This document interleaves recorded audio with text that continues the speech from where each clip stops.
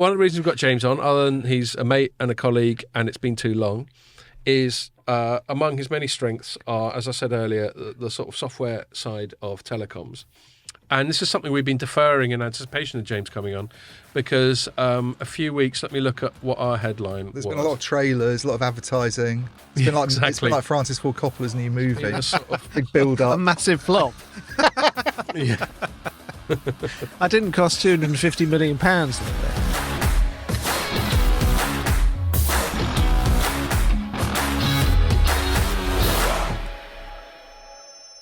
Hello and welcome to another Telecoms.com podcast. Just like a couple of weeks ago, Ian and I are a couple of pints in, and I'll get into why. But we've got a special guest. He's a returning guest, but it's been a little while. James Crawshaw from Omdia, once of Heavy Reading. So James is an analyst, but he's also a colleague of ours because we're all owned by Informer. By the way you put that. Yeah, I know. Not for much longer. Well, we're going to be owned by Tech Target, but, Yeah. but that's still going to be majority owned by though, Informer, isn't it? Yeah. Well, initially, 51%. yeah. Initially. Oh, there we are. You think they might divest? I think over time. Yeah. Perhaps we should spend the whole pod just incriminating ourselves by speculating about our own company. I don't think we'll do Why that. not? No. James, I sorry. can. You say why not? I can give you lots of reasons why not. Like my mortgage, for starters. Well, we're all shareholders, aren't we? I am. Yeah. James, your shirt is almost perfectly in shot, but what's the sentence at the bottom? I can't read it. I'm mega what? I had my patience negative. tested. I'm negative.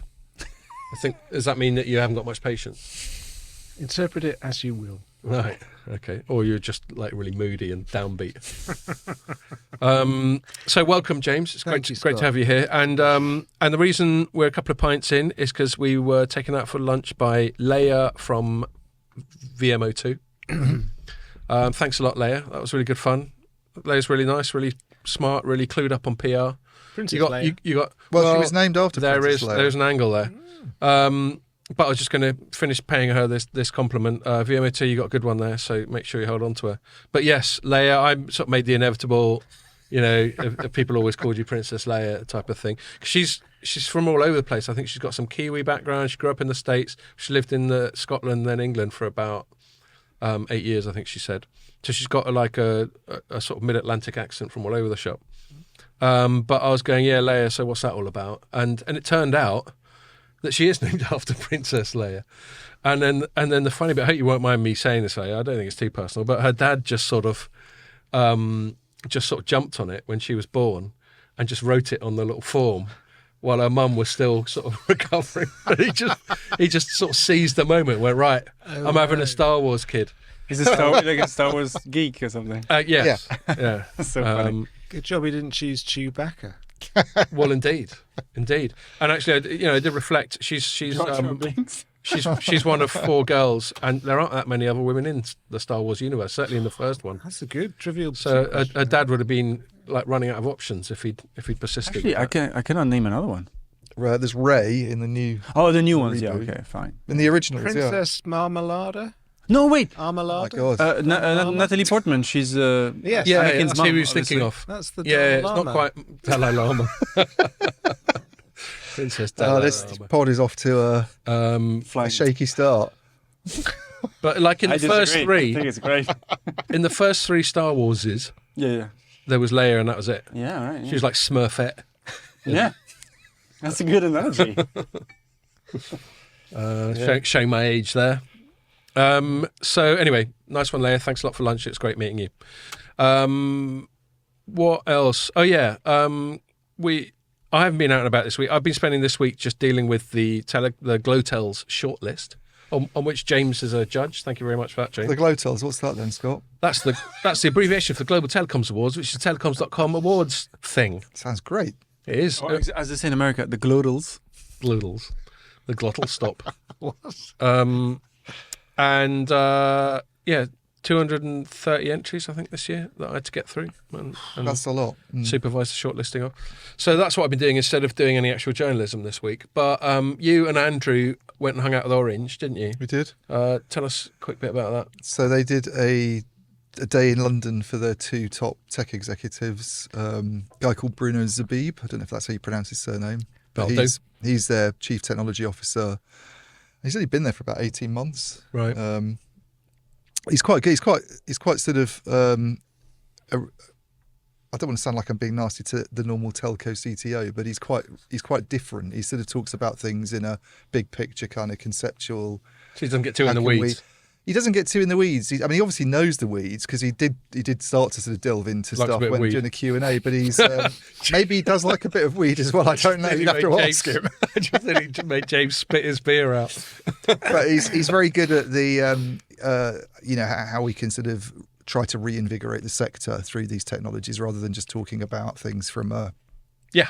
platform. So the application, the actual purpose of it all. and then they also had Lauren Labouche, who's group CTO. So they kind of have two people with the CTO job title. Who's more, I guess you'd say, in the weeds, but he's also a really interesting guy. Like I've talked to him quite a lot before about some of the work they're doing with things like Silver, which is this attempt to have a kind of telco cloud platform that's interoperable and that you can, position as an alternative to the public clouds and this sort of stuff. So I had a one-to-one Good with luck him with that. separately, and he says it's going quite well. But I had an interview with him, and then they did a kind of Q&A and presentation for reporters and analysts, which is very much about generative AI. And Okay. maybe not just generative AI more broadly, but generative AI was a part of it. But I think we're going to talk about that in the third. If I could just interject, Silver isn't an alternative to public cloud. Silver is an alternative to getting your cloud stack all from Nokia or Ericsson or Huawei. Yeah. Okay. So that It's an alternative infrastructure platform, though, I guess, isn't it? So that you could have this, you could have something like Red Hat or AWS supporting the applications that come from Nokia and Ericsson, and this is another infrastructure platform basically that you'd have supporting Nokia applications or Ericsson. Yeah, so the idea is you applications. put on Nokia, Ericsson, or Yeah. any other Yeah. vendor, and you could even use the same stack or whatever you want to call it for IT applications or, Yeah. or whatever. So it's a horizontal stack that avoids these silos Yeah. where it's all coming from Ericsson, all coming from Nokia, all coming from Dell, not Dell, Yeah. Salesforce or whoever. I think that's the idea. Yeah. I mean, I know you cover a lot of stuff, James, but if I've got it right, a core area of research interest for yours over the years has been the sort of software side of telecoms. Is that right? Yeah, that's 'Cause I've got to admit, I find a lot of that, I still struggle to get my head around it. In fact, there's a sort of inadvertent play on words. I find all the cloud stuff quite nebulous. But yeah, it's just abstract. And then you have these diagrams and you have the horizontal layers and all these sorts of things. And Well, you're going to love the first section then, aren't you? yeah, well, no, it's fine. I mean, I think it's probably good to have someone like me representing normal people. Yeah. Because You're the man on the street. what I think, I mean, part of this is a sort of cognitive weakness of mine. As soon as things get abstract, as soon as I can't visualize it, as soon as it's not tangible, I sort of get a bit lost. I always found that with physics. Like I did a science degree, I did science A levels except physics, because as soon as it got abstract, I just started freaking out. So this is an enduring thing. Anyway, but we'll get into that. So yeah, and we're going to talk about GenAI a bit later. So I guess I won't crash on with this orange thing. But I was just noticing Andrew's take was similar to yours, like your initial thing of he said technology for the sake of technology goes nowhere. So that's the point about what is the application of these things, and that's ultimately why I often get to. If I find myself in the weeds, apart from the fact that my attention span doesn't hold up very well, I'm start going, okay, this is all great, but what's the fucking point of it? Which I think is a perfectly reasonable thing for anyone to ask. I think Andrew was referring to what either Laurent or Bruno was saying, which is that they're pragmatists. They're not just doing all this technology because it's nice and shiny. They're doing it because they're trying to make the business run better or whatever. Yeah. Okay, and before we get into our main segments that we're going to talk about, there's one thing when we were just bantering beforehand, working out what we're going to chat about. James, you mentioned some bit of news from this week that evaded both me and Ian to do with City Fibre. What was that? It was just a story about how they'd filed. They're a private company. Yeah. So largely out of the scrutiny of journalists and analysts. They don't have to really share anything. No. But somehow, or for some reason, maybe because they were planning to do an IPO or whatever it is, they did publish an annual report, and and in it, basically, it showed that although their revenues had gone up somewhat, I can't remember the exact numbers, let's say it was £90 million or something, their losses had gone up at a slightly faster rate, and I think were around £400 million. Don't quote me on that, but Right. Large numbers. And and essentially they're in investment mode, so they're putting a lot of money into building these new fibre routes, but in order to keep that going, they're going to need some new capital. Proper new wedge. And, So I know a big investor of theirs is Goldman Sachs. But all these people, I was chatting. I did a different podcast, like in partnership with another company yesterday. I was chatting to the person, and he was talking a little bit about the different dynamics of having venture capital involved versus his company eventually IPO'd, and actually having VC types involved can actually be a lot more restrictive, because these people are arch capitalists, they're kind of alpha players, and they're not in the habit of chucking money at something and not seeing a return. I mean, I know that quite often happens. Yeah, they're breathing down your neck. Yeah, they're probably breathing down your neck. I mean, Well, they shouldn't be, because that wasn't the rationale for. fiber's supposed to be patient capital, isn't it? Totally. I mean, it would be a fund, presumably, on the Goldman Sachs side that's gone into it with a long-term perspective of how you make. It's not like. But they will still. You're not going in. You're supposed to be going in more. It's more long-term than the actual traditional telco. But I bet you they still get their nerve tested. Let's say, patient capital, it's all good. We're not expecting any returns for 20 years. Yeah. But then they're still looking at the trajectory, and if after 10 years they don't like the direction of it, they're still going to It's not start even to. close to that. So. All right. Well, however much time they're going to extrapolate the way things are going, and maybe it'll test their patience. I mean, if they're not able to raise more funds to do what they need to do, then that's an issue. Well, it's a massive issue, because they're the kind of number 3 player in the UK market, really, after BT and VMO2. So, and they're the ones, I think, that were expected to be.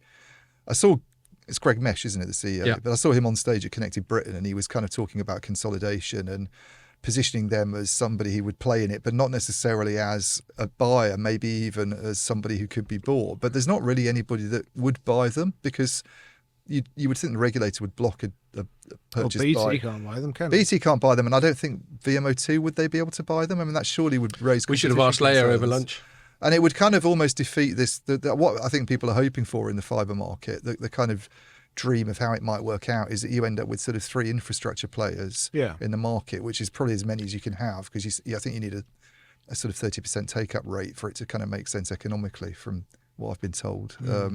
But if they can't raise funds and keep going, it just doesn't look. Well, I think doesn't look good at all. I don't think. I mean, I presume they can raise funds, but then. It's a bit like any negotiation. If things aren't looking so great, the cost of raising those funds will go up, i.e. the piece of the action, either the piece of the action or the interest rate, but presumably the piece of the action that investors will want will be bigger. Whereas if things are flying, like you look at, we banged on about OpenAI a lot last week. Well, they just did a VC capital billion, raise, isn't it now? 6 billion, I think. They raised about 6 billion, but on a valuation of about 150, 160, something like that. Yeah. And apparently it was so oversubscribed that OpenAI went, all right, we'll let you invest in us, but only if you promise not to invest in other AI companies. Did you see that? Yeah, that's quite unusual. It is unusual. I think it seems illegal, but there we are. They presumably. It doesn't surprise me though. With what's his name now in I know he's a bit of a megalomaniac. Sam Altman seems like a proper megalomaniac to me. People go on about Elon Musk. I reckon this guy's a bit more. I forgot to show my bribe. Oh yeah, go ahead. Go on. Bribe of the week. I got sent a portable Yeti for people. I think you use a tumbler. It's not a microphone, no. No, it's not a microphone. By the person who gave us Oh, the Yeti that we still proper chill our beers Yeti. into this very day. Danielle Royston, she's very, very kind. And a big fan of Yetis. And the reason was she does her own podcast called Telco in 20, which I participated in. I think she's up to 100 episodes now, and as a kind of thank you for getting it going. And she basically sent people these, which is really, really nice, I thought. Yeah. It was. So it's not even a bribe, it's actually just a kind of gift. A gift. Yeah. I mean, how... You I can't be didn't- bought. I can't be bought, and I was not told I'd be getting this before I did her podcast. So, No. yeah. Well, as I was explaining that segment to Leia over lunch, the only reason we joke about Bribe of the Week is because we're not actually being bribed. Yeah. If we were being bribed, it would be a stupid thing to talk about on the pod, wouldn't it? Indeed. So there we go. All right, then. Well, Oh wait, sorry. Two Yeah. things. Sorry to interrupt. I haven't done Seed in a Month in a long time. no. Well, you were just looking at the stats the other day, weren't you? So countries, usual US, UK, and then this month is Ireland on third. They usually are up there. And the city, okay. So top city is Dublin. Then the second city is Kuwait City, No way. and then Singapore. Interesting. Oh, actually, that was another thing I wanted to flag up. Oh yeah, should we say where we're going? I guess tomorrow. Since this Yes. Yeah. Well. Yeah. Well, actually, on the day this gets published, it'll be the day I'm travelling over there. Yeah. We're going to Network X in Paris, which is an Informa Telecoms event. Mm-hmm. The main Informa Telecoms event that I'm aware of. Unless there's some other branch, maybe they do a big one in like other side of the world. I don't know. Americas. They do a big one in Saudi Arabia Right, and Americas. Do they? called Leap. Yeah, but it's not really about. That's telecom. like overall tech, and that's done with. That's part of a part of. Well, a it's company called it's Tahaluf. I think it's partly with the Saudi Leap is Arabian huge. government, isn't it? Leap's like It's about 200,000 people. Really? Wow. I think even if you look at it as a percentage of telecom and what we own of it, it's probably bigger than. Is it even bigger than World of Concrete? It's, well, I don't know. I haven't been to World of Concrete for a long time, James. So I don't know.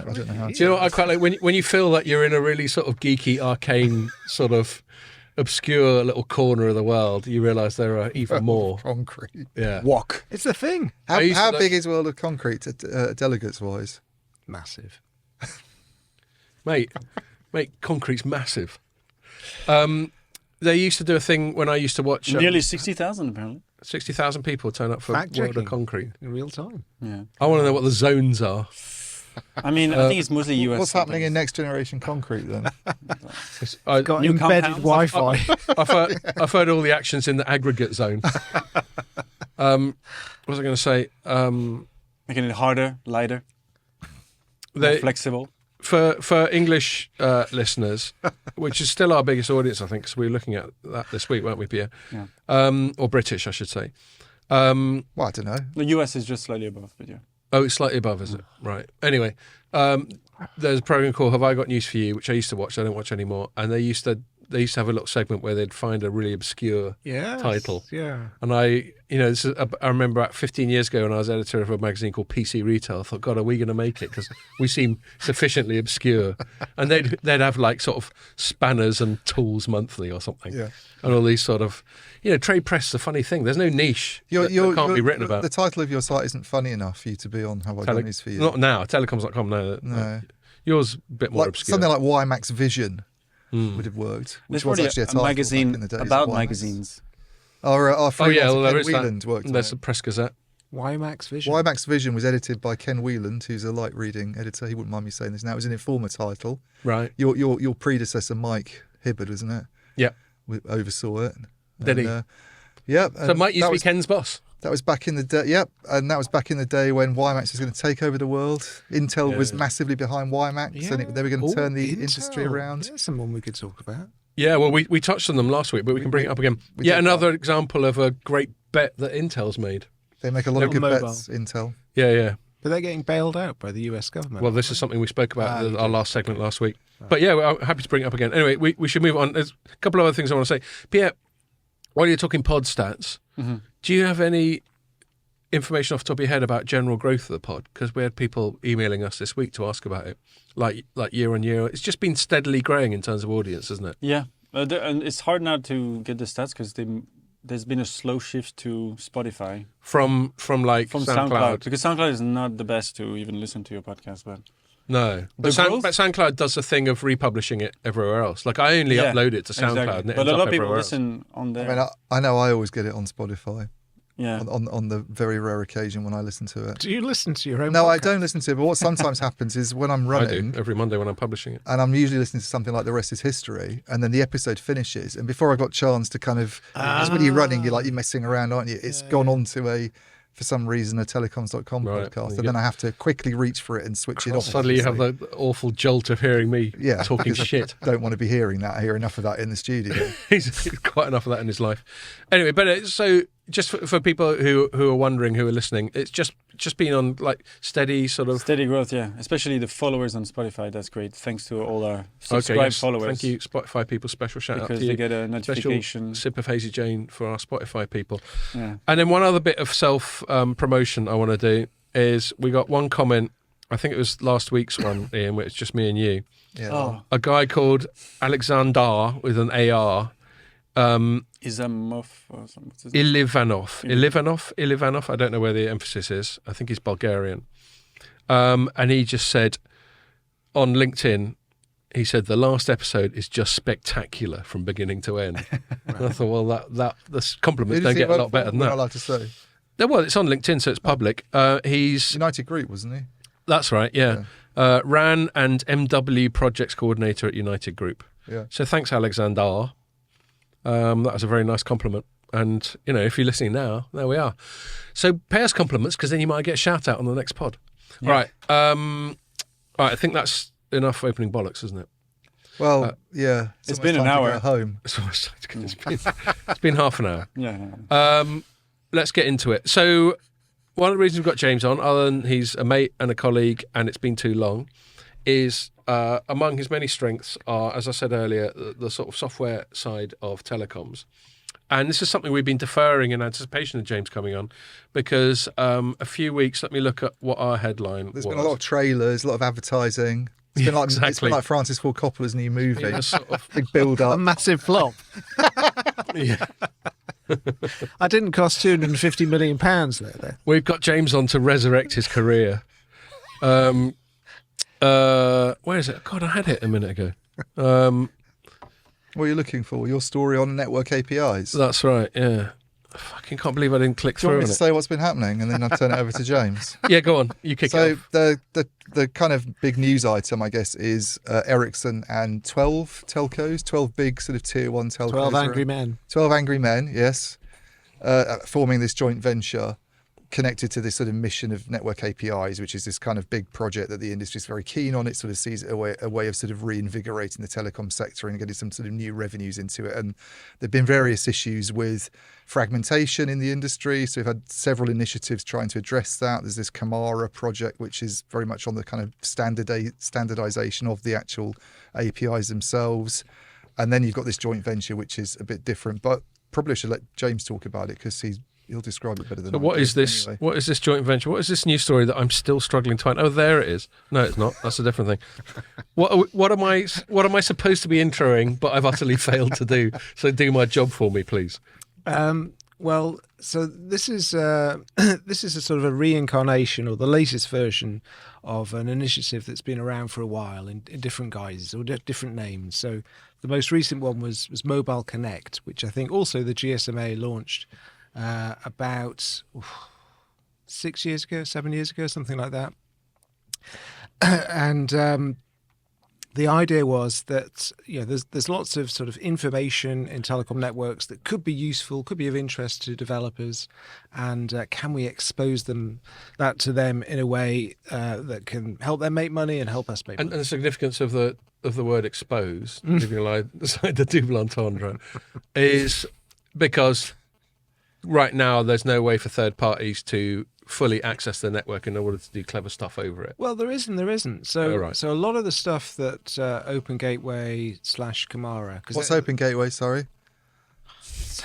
We like to not presume too much of our audience. All right. So to sort of to level set, as I said, this idea has been around for a while, and operators have been doing this for a while. So BT in the UK, or EE as it is, they make available to banks an API which the bank can call, and it can ask, is the Sorry to butt smartphone... into really demystify it. Yeah. Application program interface. Application programmable interface. Yeah, That's right. that So way. it's just a way of two applications talking to each other. So in this Yeah. case, you're logging into your smartphone app for your bank, Barclays or Santander, whatever it is, and you're looking to, I don't know, make a payment. As you're doing that, in the background, the bank is going to just do a check with EE or Vodafone or whoever your supplier is and say, has the SIM card associated with this mobile phone number, has it changed recently? Right. So what they're wanting to do is avoid Makes fraud. Yeah. avoid fraud. So, I phone up your service provider, I impersonate you, I give them all your information, they send me a SIM card in the post, I put that in another device, I now have your mobile phone number, I've already guessed your password to your bank account, and I'm in and I'm doing stuff and I'm stealing money from you. So a way to try to avoid that is to do this SIM swap. So the bank will check, has this SIM card changed recently? Because obviously if a new SIM card has been issued, you're not going to be able to use your phone. You're going to figure that out pretty quickly, and you're going to investigate, and it's going to be caught. But if it happens if the SIM is swapped very soon, you might be asleep, for example. It might happen at Yeah, night. so there'll be a window. There's a window of opportunity, and that's what the bank is checking. Has this SIM been swapped recently? And if it has, they're not going to process that payment because they're going to suspect fraud. So that's an example, but it's been happening for a while. So where does the API come into it? So that? EE has an API which Barclays calls and says, has this SIM in this phone been swapped recently? And BE says, no, it hasn't. So Barclays says, fine, we'll process the transaction or not. And obviously this all needs to be done in a sort of semi-automated, quite quick, almost real-time sort of way. Because when you're doing that payment, you don't want to be sitting there waiting 5 minutes for it to clear. It's got to be in. We're used to things being instantaneous. Second. I mean, I'll speak only for myself, but I suspect we're all old enough to remember a time where financial services interactions would take place over days. Yeah, the API isn't sending someone to the house to check if sending some bloke in a suit and a bowler hat. On a horse. So all the UK operators have been doing this for a number of years, and it's been under the umbrella of the Mobile Connect initiative within GSMA. And other operators around the world have done the same thing, but it wasn't global. And if you're a global bank, you want this API to be the same everywhere. You don't want your developers working with 57 different APIs in order to developers get it won't work. bother. No, if there isn't a scale, it's not worth it for them, is it? Yeah, and you want it to be available in all markets. And in Brazil, for example, it wasn't such a big deal. I guess not many people were making payments with their smartphones, so the banking regulator hadn't demanded this. I mean, the catalyst is the banking regulator says, "Hey, banks, you need to put this in place, or otherwise you're going to get mega fines. If there's fraud, you're going to be the ones paying." So Brazil taking an interest in this is sort of coinciding with the effort to try and standardise it to some extent and have harmonised APIs across operators. Yeah. So the Brazilian regulator, everything came together regulator, magically at the same time in Brazil. It seems Brazil is certainly one of the poster childs for this particular API SIM swap, but it's just one of many. These things are complicated, and so it was. Mobile Connect wasn't a tremendous success. Mobile Connect that wasn't just a European thing, was it? Was that supposed to be global? It's GSMA, it's global, but it's mainly the European operators that adopted it. Why do you think, by the way, that Mobile Connect didn't get anywhere? Because when everybody who's sceptical about this APIs thing brings it up, one of the things they say, it's not just the only reason they're sceptical, but one thing is, the GSMA has tried to do this before several times and it's never gone anywhere, this effort to standardise and harmonise. Well, part of the thing that was missing was this Camara side of the things. So each operator, EE, Orange, whoever, would be developing their own APIs. And they would all work slightly differently. So this was a headache for Barclays or Santander or BNP or whoever.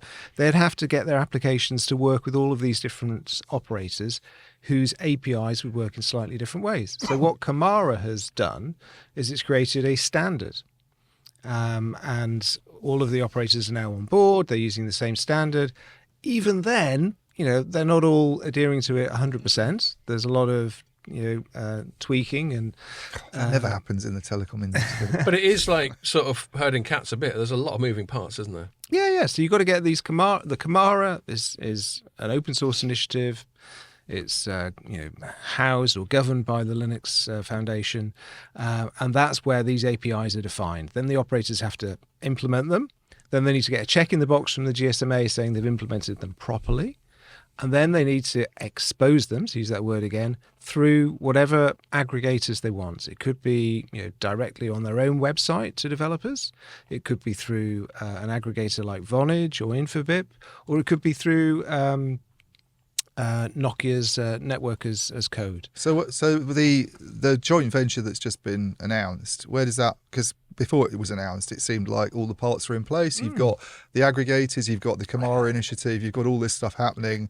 Why is there a need for this joint venture to come along and sort of get in the way? Obviously, it's not trying to get in the way. No, but I totally understand what you're saying. It was a layer in the cake that it didn't exist before, and it wasn't immediately obvious there was a need for it. But they're not trying to get in the way. They're obviously trying to make things easier. And I guess the point was each operator would need to expose its APIs to each of these aggregators, Vonage, Infobip, Nokia, and Microsoft, etc. And they would need to sign an agreement with each of those. And each of those operators, when they onboarded a developer, they would need to get approval to use EE in the UK and O2 in Germany and O2 or Telefonica in Spain. It's just a mess. Yeah. So what this layer in the middle is now doing is saying, we're going to take care of all of those integrations and all of those bilateral agreements, sign one agreement with us, and it's sorted.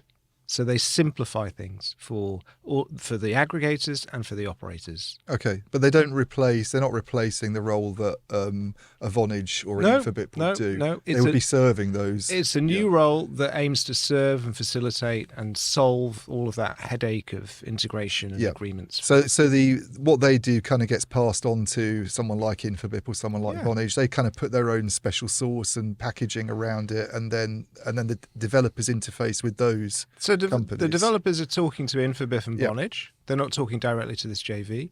Infobip and Vonage are talking to the JV. The JV is talking to all of the different operators. Yeah. And so Infobip doesn't need to care. I mean, to be honest, Infobip's got relationships with 800 operators already, so they can kind of solve this problem. But for other aggregators, this is a huge help. Yeah, I mean that's interesting that because obviously some of the aggregators have been doing a bit of what this new platform's trying to do themselves, and I mean you mentioned Infobip as an example, but I would imagine the Nokia Network as Code has a similar thing that would sort of overlap to some extent with what this platform's doing, and it's almost like if they.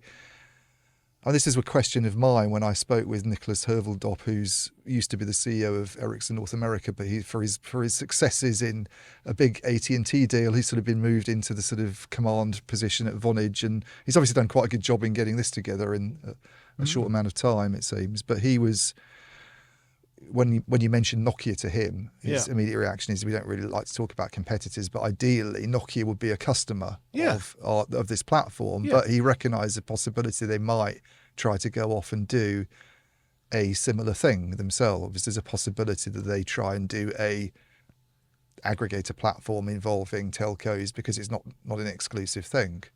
They could do, and obviously there are antitrust issues here. So the JV that's been created doesn't want to be seen as a monopoly in any way, even though it has publicly said it's not trying to make a profit. Yeah. But there are other aggregators. So there's the Bridge Alliance, which is an alliance of mainly Asian operators. They're doing a similar thing. There are Canadian operators have set up a joint venture doing a similar thing. So there will be. But you don't want too many, do you? Because then you get back to the same problem. Exactly. Yeah. I agree. Yeah. So this is the sort of the news and the mechanics of this particular thing. The bigger issue, I think for me, and something Ian and I have speculated about a few times on the pod, is this underlying concept of network exposure. One of the reasons it's a big deal is because famously, certainly if your day job is to do with telecoms, it's famous that 5G hasn't really delivered much return on investment for operators in so much as they spent all this money. I don't know if the spend, I don't know if either of you two got any comparative data, but I don't know if the spend's equivalent to a decade ago, the sort of 4G thing. But I think there's been quite a lot of CapEx implication with 5G. I don't even know if anybody looks at it that way, but they do look at obviously metrics like return on capital employed and. Well, that's what I mean. So how much does it cost? How much? So we talk about return on investment. What has the investment been in 5G? It's been quite high. That's apparently why Vodafone and 3 need to merge, isn't it? Because their return on capital employed is below their weighted average cost of capital. But we're not getting into that at the moment. But one of the reasons their return on capital employed is because there haven't been a lot of new. There's been no additional sales from 5G. So there've been efficiencies. But in terms of new revenue, I mean the API stuff, because James, you were talking about things like SIM swap and the sort of things to do with fraud prevention and being able to identify location, and that's the interesting thing for me, that a lot of the stuff that's been talked about that's sort of had some success so far in markets like Brazil doesn't seem very 5G-y, you know. No. And then when I spoke to Nicholas Herveldop about this, he sort of conceded that and said the real excitement and the real interest actually is more on the quality, what do they call it? Quality on demand. And he sort of said that is at a much earlier stage, and that's the big bet, really, I think, in a way, with this, because they're probably not going to make enough money from things like. I mean, one thing that I think has become apparent to me, actually, from talking to you and looking at your reports and your figures, is that the APIs themselves, the monetization opportunity there might be a big deal for someone like Vonage, but it's not a particularly big deal for the telco community as a whole. No. And you'd need to get some kind of spur given to service usage itself and to follow on services. Exactly. So, I mean, that's the sort of, I think the consensus ballpark guesstimate is that maybe globally these APIs themselves, their value to the operators directly from the API calls is maybe 10 billion, but that's spread across the entire planet. It's not a huge number. Per operator, that's not very much. No. So you need to believe that there are other use cases like quality on demand, that as well as just the API call, you're paying for the additional quality. Well, and the other thing, and this is something I certainly get from Ericsson messaging on this, and I did eventually find the story that I was like groping for earlier on. It was actually written by Nick Wood for us, and headline, Telecoms heavyweights come together to form network API venture. But just slightly sort of strangely, I was the one who took the call from Ericsson rather than Nick. It just happened to turn out that way in terms of allocating stories and time and all that sort of thing. And I chatted to, I tried his surname before and I'll try it again. Nicholas Herveldop. Yeah. That's not bad, is it? That's as good as you're going to get from me anyway. Try and have another beer. And do you know what I mean? Yeah. In about an hour's time, I'm be swerving that one, among other things. The essence of what I got from him and what I've got from other Ericsson spokespeople in the past about Vonage, or at least this part of the Vonage acquisition that's to do with network exposure, is a very speculative build it and they will come type of narrative. In that, look, we're betting on the future of telecoms because right now, telecoms as it is now, i.e. metered charging for voice and then more latterly data, is a declining thing. So we've got to find a new thing that's growing, and they're betting on that. But I'm still struggling. I'm quite happy to take them at face value, and they're smart people, but I'm still struggling to see how that's going to lead to a lot of growth. And it need to be secondary and tertiary stuff rather than this 10 billion that you were just talking about. So to paint a picture of how this Goldilocks scenario might work out, cast your mind back to 2000. You're a large US internet retailer. You've got a lot of warehouses, but you've also got a lot of servers. And you've got a lot of IT people, and you're very smart. But those servers and those IT people are not fully utilized.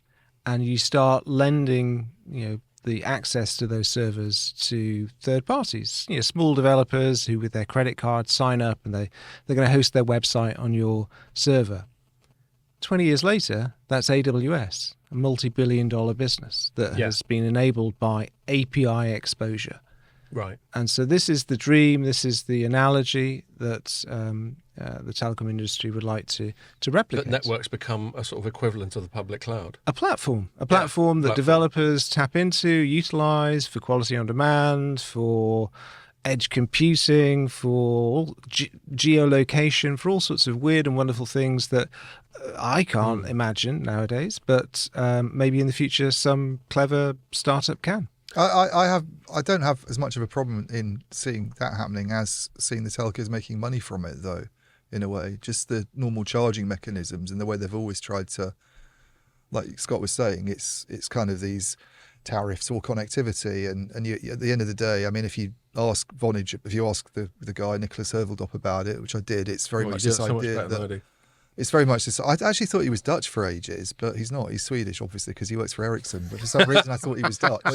Sorry, Nicholas. But what are you trying to say? But yeah, he was saying that the dream. Actually, the example, one of the examples I think he gave, but actually we're going to talk about Orange later. But Orange gave this week. It's become a bit of an obvious one and almost a cliche in the way that remote surgery used to be a few years ago. Is this idea of gaming from a consumer angle? I mean, the business cases are maybe more interesting, the business examples, but maybe they use this because it's mass market and it's easy for people to think about this idea that people would pay for. Actually, Bruno Zabib, who's Orange's CTO, gave an interesting one of, he's an art fan apparently. He likes Picasso. So he was saying there might be a time in the future when I go into an art museum, I'm looking at a Picasso painting and you're using your iPhone 16 or maybe some Meta glasses to video stream what you're looking at back to the cloud.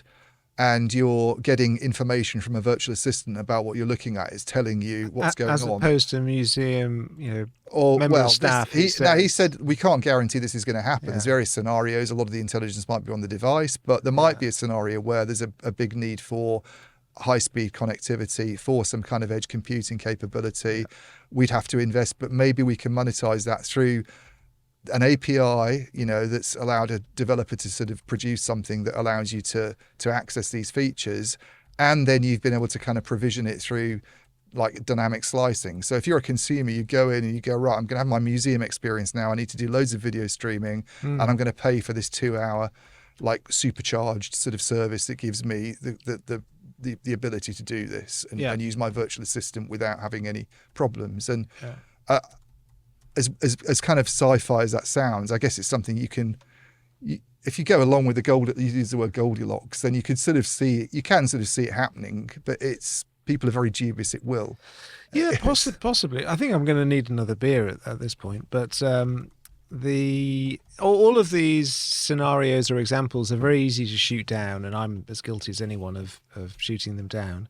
But it is that we do seem to be on this inexorable path of just consuming more and more information and overlaying virtual or augmented reality on top of the real world. And as much as that sort of slightly grates, I do think it's somewhat inevitable. Yeah. But there's been some big numbers thrown out, haven't there, by people like, I think McKinsey had this report that everybody keeps citing, where their numbers were, I think, fairly similar to yours on the APIs themselves. 10 billion. 10, but they had a bit higher than that. They sort of more like 20 or 30. But right.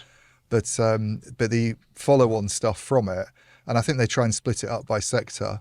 And look, they show all these different sectors and how much there could be linked to that particular sector for companies wanting to take advantage of things, and then it adds up. All of that adds up to about 300 billion. Yeah. Well, I can use Excel as well.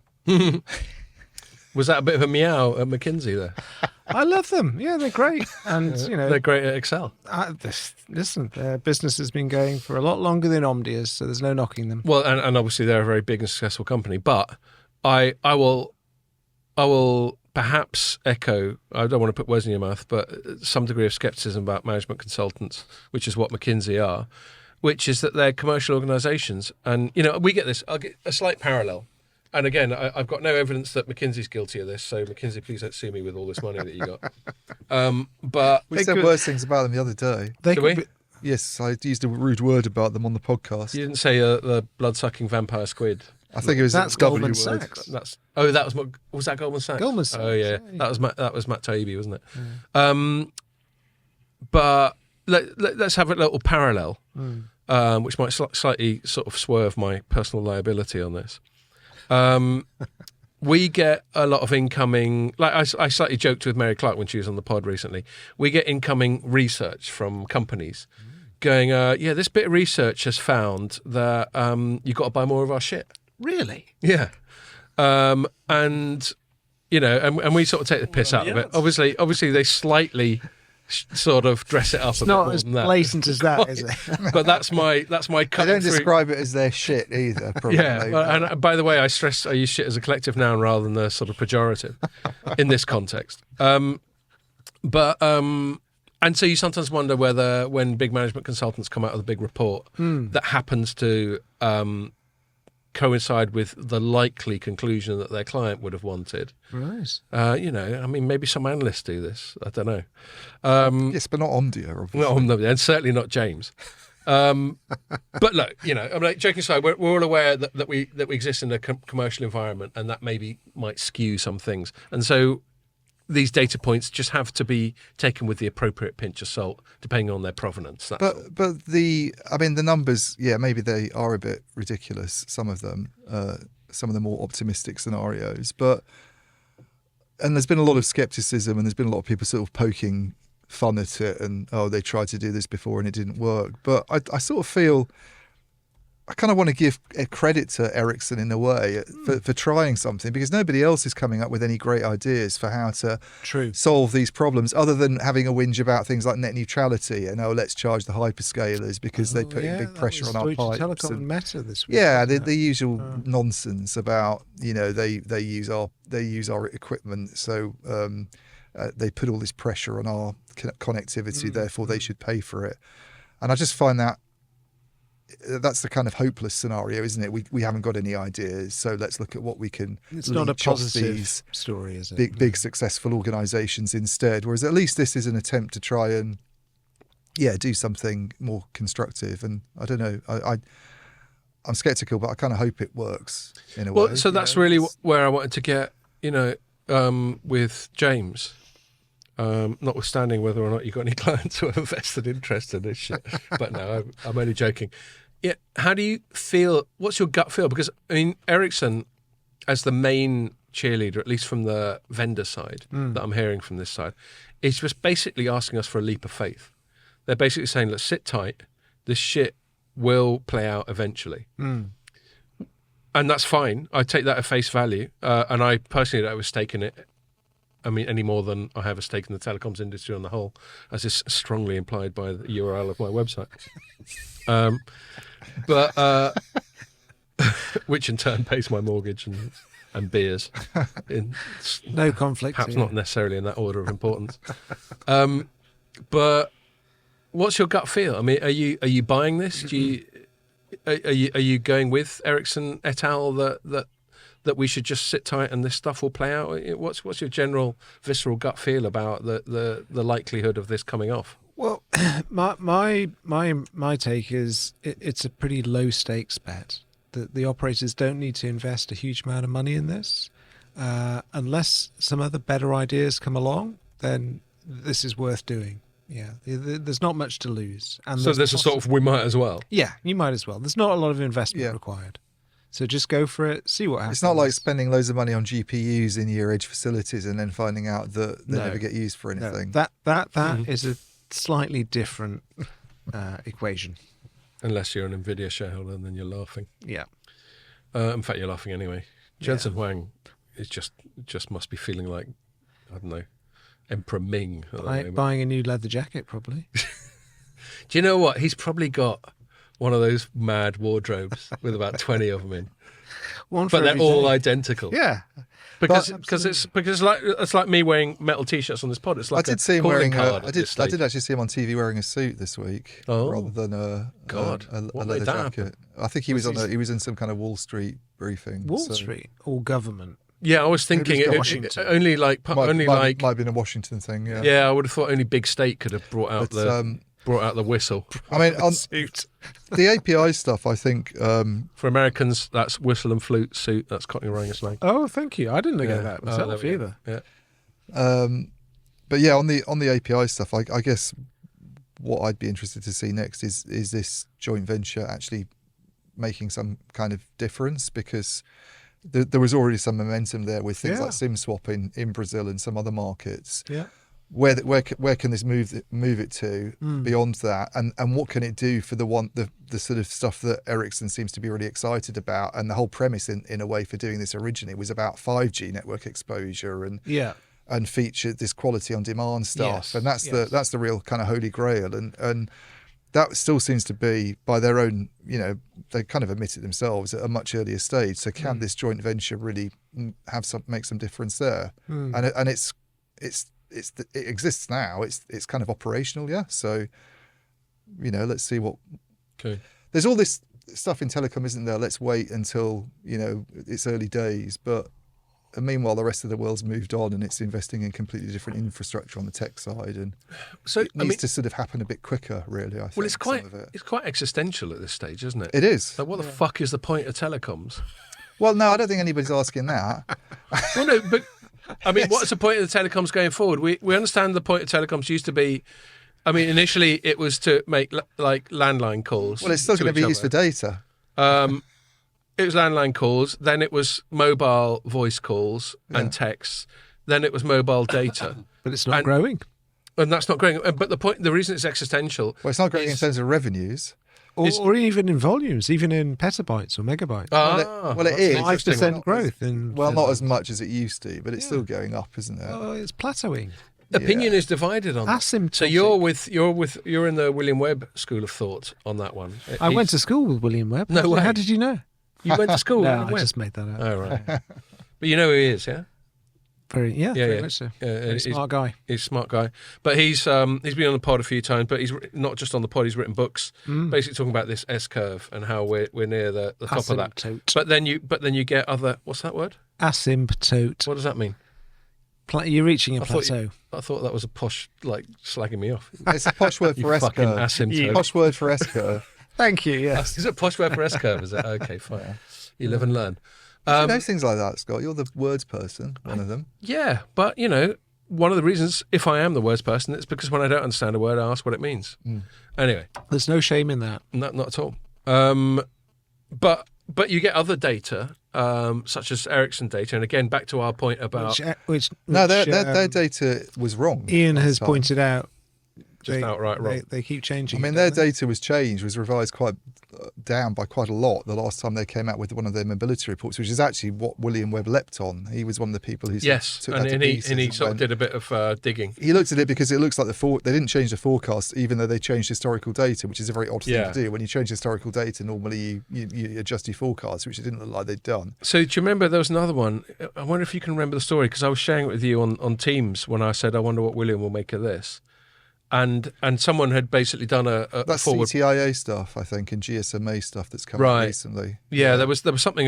We wrote a story about it, and we had some charts. And anyway, in these charts, they still had growth, still tabbing along at about 10-15%, like way into the future. But it looked like a very crude extrapolation. The problem with all they of can this, use though, Excel, James. but the problem with all of these data numbers that are coming out is that even if you think he's wrong and that data, and you sort of buy more into the GSMA's side of things and the Slash CTIA Ericsson. numbers, people still aren't spending a lot of money on network equipment. So Yeah. and I did ask Orange about this at the event they had when I did my sort of 1-to-1 with Lauren, and about this 5G winter, I think is the expression they used. I don't know if I came out with that first, actually. I think I might have. 5G winter. Yeah, that. but It's been winter since it fucking but launched, hasn't it? this Winter is yeah, what I mean? exactly. And It's been like the end of already Game here. of Thrones from the start. is it?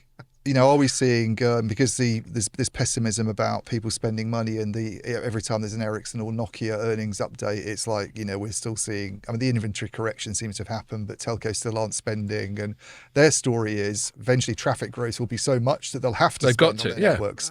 So they're And counting his on it. his You're his not buying thing that, is James. like no. James is shaking his he head for didn't those just by listening. the way, he didn't really deny that. He sort of didn't answer the question. He sort of answered it in a roundabout way, but he did make this case that they came out within this NGMM position paper on 6G about a year ago, that they don't really see the need to have a big hardware refresh in the future. They said And- that about 5G, though, didn't they?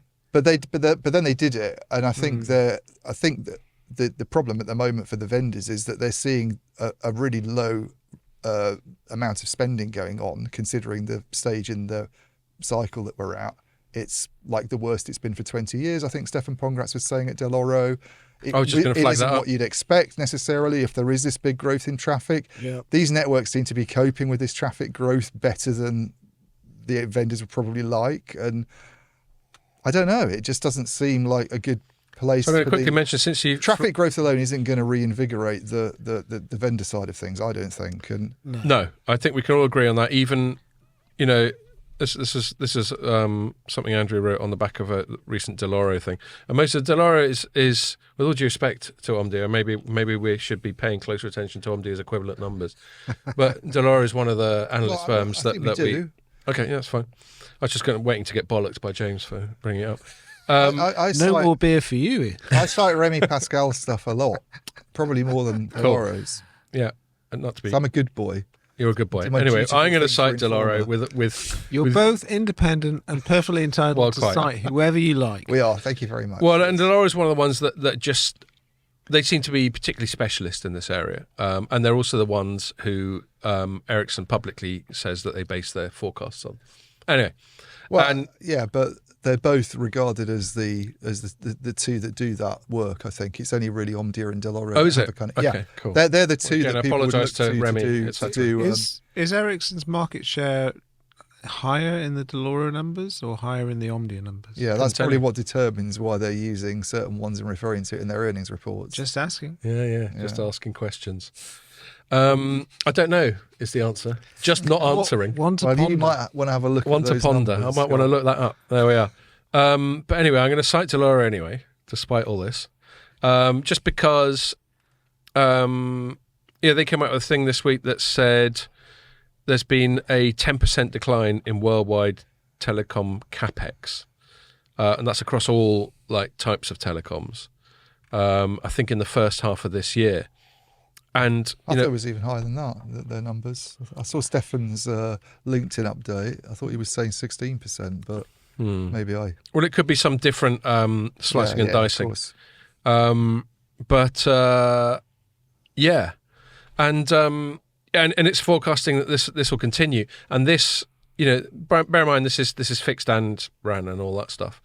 But again, this really flies in that whenever Ericsson's had a set of quarterlies that haven't been great, they've always gone, things will pick up in the second half of the year. Which Ericsson executive was that? Huvaldop. It's got to be Boyer or Hooveldop. Or No, I don't think Nicholas Huvaldop sounds like that. He sounds quite American. non-Swedish. doesn't Yeah, it? Sounds Dutch, actually, doesn't He it? does sound Hence Dutch. the That's why I thought he was Dutch, confusion. Yeah. probably. and Yedling, who we sometimes speak to, Frederick Yedling, he doesn't have a very strong Swedish accent. No. So I guess it's got to be Boyer, isn't it? Okay. Sorry about that, Boyer. But he's always going, look, yeah, things aren't great, but they're going to pick up because, as Ian said earlier, traffic growth is going up. People, operators have been burning through inventory. Sooner or later, they're going to run out of inventory. They've got to buy a new kit, so just sit tight. It'll all sort itself out. But every time a Del Oro or whoever thing comes out, and we're another quarter down the line, and now we're at the end of Q3, it's still not picked up. No, but it'll be better next year. Then that's the story then. I mean, I'm no equity analyst, but there's got to come a time where they're going, listen, mate, you're going to have to change the fucking tune. It's definitely better next year. But I think this story about, well, eventually they'll have to invest because traffic's going to be so much. It's not a very it's not a very positive story to take you to customers. It's far better to say these APIs are creating demand for networks, for edge connectivity and for slicing, and that's why and opening up new markets. And that's why that we want that to. Even if you're objective, you kind of want that to work because you want industries. We want industries to be successful. We don't want busts. We want booms. We don't want booms actually, but we want things to be going. Well, kind of back to smooth a couple of the direction sort of allusions that James has made earlier. We want it to work, but it's also our job to just report the truth. Well, yeah, I'm not going to say that it is going well just because I want to. I mean, I actually bought this whole graphic just for talking about this sort of thing. Which is a sort of representation of the telecom sector on a sort of NASDAQ board with the arrows all going down. Only 2.3%. How much is that graphic? It's not bad. That costs like about $5 from our people. That's nothing. I've Could got have generated that with GenAI for free. well, yeah, that's then true. down the line you'll get into all sorts of copyright issues and informal. Well, I've got business. I've got like I don't a know. I'll have a new copy. job by then. I've got a copyright troll hassling me about an image which I know I've paid for. Really? Yeah. So I've started being gentle with them, going, check your records, and I'm going to start telling them to fuck off soon. Wow. Anyway, I think we've talked about that quite a lot, and we've got other segments that we want to talk about. So I might just move it on, unless James, It's as 3:30. you're our nominated expert on this, have you got any like summarising points on the whole this particular bit of news and the broader sort of API concept for telecoms? Network APIs, just do it. That's my Just advice. get on with it. Just get on with it. It's- See what happens. That is what you should get that made into a T-shirt. I think. With like a I'm big going to tick on launch. it. I'm going to launch. Knight might have some questions yeah, about yeah, that. that's true. No, just get on with it. It's not expensive. Fuck on with it. Who knows what will happen? That's your version. Get Build it, TF on with it. build it on the cheap, and they might come. They might come, but and what have you got to lose? Exactly. Yeah, I hear you loud and clear. All right, moving on. More beer, please. Yeah. You're doing all right there, mate. I'm trying to catch up with you two. We don't normally get podcast guests like this who have our Yeah, enthusiasm for. We get doing like CEOs on who think I'm going to have one, and then I better not. Yeah, they've been media trained, unlike me. I've just found another neck oil here.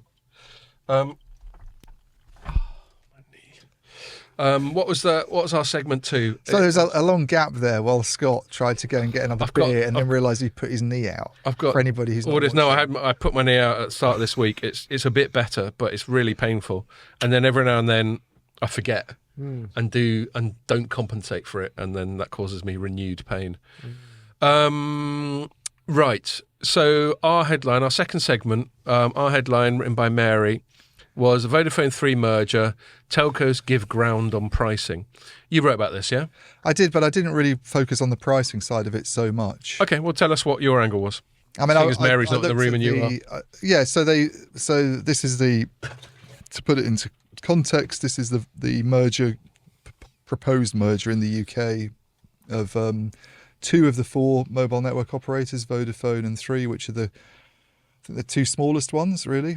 I think they are 3 and 4, aren't they, at the moment, in terms of market share? And Subscribers. yeah, and they Could be, kind yeah. of spend a lot of time whinging about how they don't make any money and they have to Certainly spend, since they announced the merger, their main pitch has been, we're fucked if you don't let us merge. yeah, their sort of main reason for doing it is that they sort of pushing back on this idea of having 4 mobile networks in a market, that it's too many and there's always going to be a kind of subscale players that can't really get the number of subscribers to justify the investments in a kind of nationwide mobile network based on these expensive new technologies, and therefore if you brought them together it would be much better for them economically, and it'd be much better for the UK because you'd have a stronger network. They could combine assets, and even after some divestment, they'd have a lot more Synergies. sites than they used to have, and Like a synergy. they could spend a lot of money on 5G rollout and solve all those problems that we've got because we don't have 5G, which has obviously been a bit of a nightmare for the last few years. I don't know how the two of you felt about it, but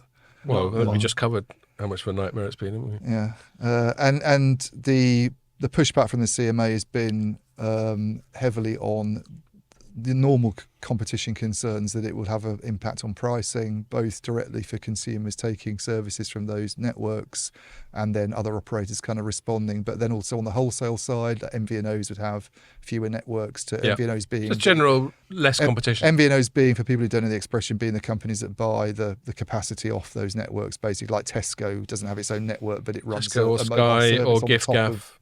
of one of them. I don't know who Tesco's with, actually, but I probably should. Oh, fuck. So they're worried about wholesale that, pricing and consumer pricing, and they're also worried about this commitment that they've got to invest so much money in 5G over the next decade. They've said, which is the thing I find a bit more interesting. Oh, 'cause it's a bit nailed more- it. it's It a was bit O2. Sorry. It's a bit more kind of industry rather than consumery, I think, that side of it. This idea that they'll maybe after the merger not feel that they need to invest quite so much money in 5G, and That's the risk, is it? that's what they've seen as one of the risks, that they won't meet this investment commitment. So the remedies that they've come out with, the normally they're just like proposed. They're not set in stone. they're not yet. proposed, but they came out with a paper a few weeks ago. Yeah, we chatted about it on the pod, which at we the time. talked about, where the remedies were normally when companies merge in Europe, and we obviously used to be in the EU, so we were kind of subjected to the same kind of approach. Is that you divest some assets to possibly Spectrum to a new entrant and maybe something else. Structural remedies, and structural remedies can actually also include just not allowing it to go ahead. And those are on the table still. Those were still sort of said the CMA is still like. Yeah. But it sounds like, if you read between the lines, and if you talk to a lot of the analysts, the way they're thinking about this, the people who look at this a lot, like Kester Mann and Matthew Howard and Paolo Pescatori, and then all the equity guys, it sounds like the CMA is not that keen on. They've sort of brought along this idea that if you invite another player in, it would sort of defeat one of the rationales for the merger that Vodafone and Three have come out with. And, and so they've put forward these suggestions of behavioural remedies, which are not very orthodox. I don't think they generally get used in the sector, which would essentially mean monitoring the new entity on pricing commitments, kind of in the way that Openreach is monitored. Right. And also on CapEx commitments. So making sure that it does what it says it's going to do. So it says it's going to spend 11 billion on CapEx over the next decade. So you essentially have not the CMA, but Ofcom looking to make sure that happens. And you'd have them looking at the companies to make sure that they meet certain pricing commitments, that they don't raise prices above a certain level to disadvantaged customers. So you're already looking at me like these are very strange regulations, because I agree with you, they are. Well, I was just trying to remember which country is it where the regulator is facing complaints that the incumbent is investing too much in capex, right? And as a result, that doesn't ring a bell. Does that ring a bell to you? No, but I have a huge problem with both of those remedies anyway. Yeah. So there's a country where the incumbent has to wholesale its infrastructure at a rate determined by the regulator, with a return on capital employed calculation. And the more that the incumbent invests in infrastructure, the more that it can charge the people who are renting its network, because it has to generate the same return on invested capital. So the more capital it puts in, more stuff it builds. Yeah. So is that a perverse incentive situation? It is, because in that market, the retailers, the people who are reselling, are saying no, they're trying to up the prices because they're investing too much in capex, and it's a bizarre situation. This if you put both of these together.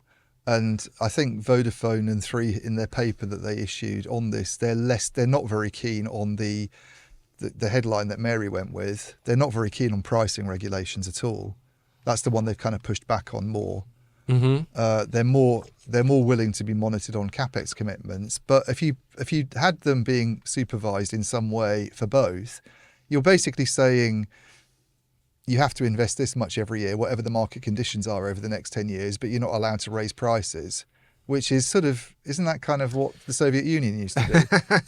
Yeah, well, obviously top-down price controls is bollocks. And that didn't work very well, I don't think. Okay. We all know that price controls are a very bad idea, because the whole, at risk of getting a bit, my little cliched, I'm the sort of libertarian, laissez-faire, free market sort of guy. The reason markets work is because it's distributed market intelligence. It's because the central government or the central authority can't possibly have the awareness and the comprehensive knowledge of what's going on in the market than the market itself can. We're all part of the market. What you, James Tutor, spend this weekend informs the market. You wouldn't just do it because the government told you to do it. So it's top down versus bottom up, and in my opinion, bottom up is nearly always better. But I think they were making some price concessions. I was just going through. They were making price concessions, but they were less keen on it. Yeah, well, so let me just. I'm not in any way contradicting what you said. I just want to clarify some of the bits from. They don't want any concessions at all, really. But the ones that they're less keen on are the pricing ones out of the two behavioural ones. As we chatted about on the pod when we spoke about this at length before, this is just an ongoing negotiation between Vodafone and Three and the CMA, where CMA wants lots of concessions. Vodafone and Three want fuck all concessions. And they're trying to work out whether there is a middle ground they can reach that's acceptable to both parties. My gut feel is that they will reach it. I think you're a bit more pessimistic, aren't you, Ian? I mean, I'm more pessimistic that they'll reach it than you are, because I've sort of had some feedback that it might be more difficult to get over that line when you're talking about things like behaviour remedies, which the CMA doesn't like monitoring. I mean, the CMA wouldn't be doing that, actually. It'll be Ofcom that has to do it. But I've also heard that it's Vodafone, the willingness of these two private sector companies to sign up to a scheme where you're having to meet a certain capex obligation every year and you're being held to limit prices on a certain. I mean, one concern also, actually, that I think some analysts have raised is whether they've gone far enough on the things that they've said on pricing. Yeah. Having already said they don't even like the idea of pricing remedies, I think it might have been Kester saying, have they put enough forwards into, because I think that it's only social tariffs and things like Smarty, which is their kind of low cost. Well, exactly. The sort of thing that your son might use, I think, £14 a month or whatever. But some of these higher price tariffs, I don't think they've sort of said that they're going to do. Well, let me quickly button, because I've got a direct quote from their joint statement. Quote, while our view is that the CMA's concerns about prices are unfounded, which, it's not unfounded. You could say they're exaggerated, but I think that's a bit too much of a step to say unfounded. I mean, you're reducing competition by fucking 25% or 33% or whatever it is. A bit late for me to do that math. I was quite impressed, actually. It was one of those, I think. Or maybe it was a third option. We will commit to maintaining tariffs at £10 or below for 2 years from the completion of the merger for value-focused customers, i.e. skint customers, on the Smarty brand, which is in capitals. So I presume that's an acronym, but I don't know what it stands for, do you? Smarty is just the name of the... No, it's not. I don't think it stands for anything. It's capitalised, mate, so it's got to be. Because it's trendy to capitalise. I'm not having it. Vion doesn't stand for anything. Voxy is capitalised as well. NVIDIA is capitalised. I know. I won't, but see... It's very much capitalised. So you can tell... Yes, very much so. You didn't make your IPA joke. I'm very disappointed. Oh, IPA. Too late for the IPA? Well, it's going to sound very contrived now, but... I made a joke before we started. I was talking about an IPO, and he said not to be confused with IPA. No, it was API. Oh, API. And we brought IPA to drink. Right. There we are. Never mind. Yeah, it looks like the window for that joke may have closed. Yeah, so that's what happens when you mix APIs with there we go. IPAs. You can't even get the letters right. No, I mean, I'm being facetious. I just hate it when things are capitalised and they're not an acronym. It's just one of my little... Smarty's just their low cost. It's like Voxy. Which is also capitalised. Is it? Okay. Yeah, well, at least in this story. You can tell that I neither wrote it nor edited it, because I actually would have... I would have downgraded those capitals. I would have done capital S and then lowercase Marty. Lowercase Marty and lowercase Oxy for me. Anyway, so to finish their little quote, for our value focused on social tariffs, which again is a sort of euphemism for like entry level tariffs. Well, I think they're supposed to be aimed at vulnerable people. Yeah. So socially, I know that's an expression you're not going to like. No, I get the euphemisms. That's why I half-jokingly say skint people, because I'm just trying to get through the euphemisms. That's what they mean by vulnerable people. No? Isn't it supposed to mean people... I don't know how to describe it. No, maybe it is just skint people, because I don't want to go down that. Exactly. That was one of the reasons. Trouble. That was one of the reasons I paused and let you speak, because I wanted to see where you were going to go. That would have needed editing afterwards. Exactly. So. I thought, go on then, Ian. Tell us about these fucking vulnerable people. Trying to get me out of Informer, are you? Well, I just thought you've talked yourself into this, blind alley. You talked yourself out of it, son. So yeah, social tariffs on both Smarty and Voxy. Voxy for now. Is the extended brand, and continue measures to protect, there we are, registered vulnerable customers. Oh, registered. So there is a register. You got to have a card carrying. That's fine. It's fine. And look, I joke about these things. You could argue my daughter has autism and who's actually got a diagnosis for it. Maybe she's registered vulnerable. I don't know. I've never thought of it in that way. And facetiousness aside, I'm all in favour of there being a sort of stratified market where certain groups with specific needs are catered for. So it'll be a small percentage, though, Yeah. of their customer base. So that's what they're saying. They're going, all right. Yeah, and that's the problem, is that maybe they've not gone far enough, just promising Yeah. to protect these vulnerable groups and like teenagers spending £6 a month. Teenagers are not necessarily vulnerable. There's a No, different thing. and teenagers spending £6 a month. I mean, yeah. But yeah, there's always been a push, especially since the pandemic, where quite a lot of people were heavily hit. Partly because, in my opinion, we overdid all the lockdowns, but we were hardly alone.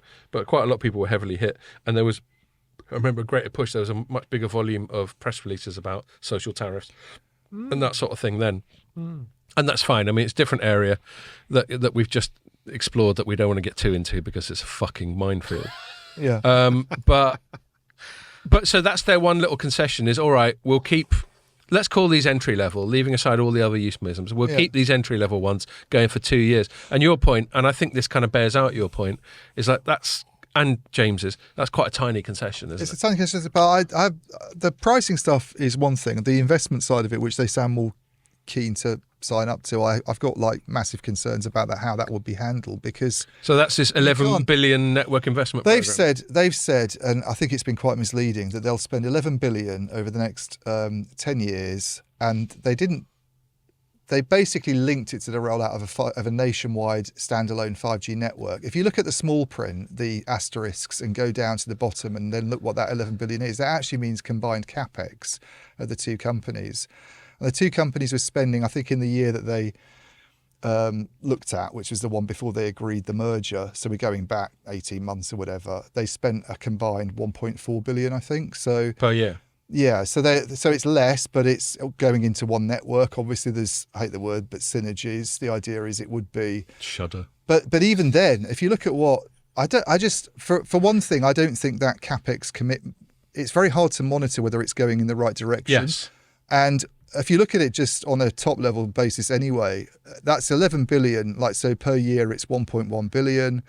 It's split over, if you do it a back of the matchbox calculation on a sites basis, they want to have 26,000 sites. It's about 40,000 a year per site. If you look at what Vodafone was spending in its last financial year, because they make out that they don't really spend anything, Vodafone spent 866 million euros in capital expenditure in the UK. On 18,000 sites, which is about 42,000 per site a year. I think if you work it out on a kind of dollars basis, the 42 and the 40,000. So it's not a big increase on a sites basis anyway, in terms of what they've already been spending before the merger.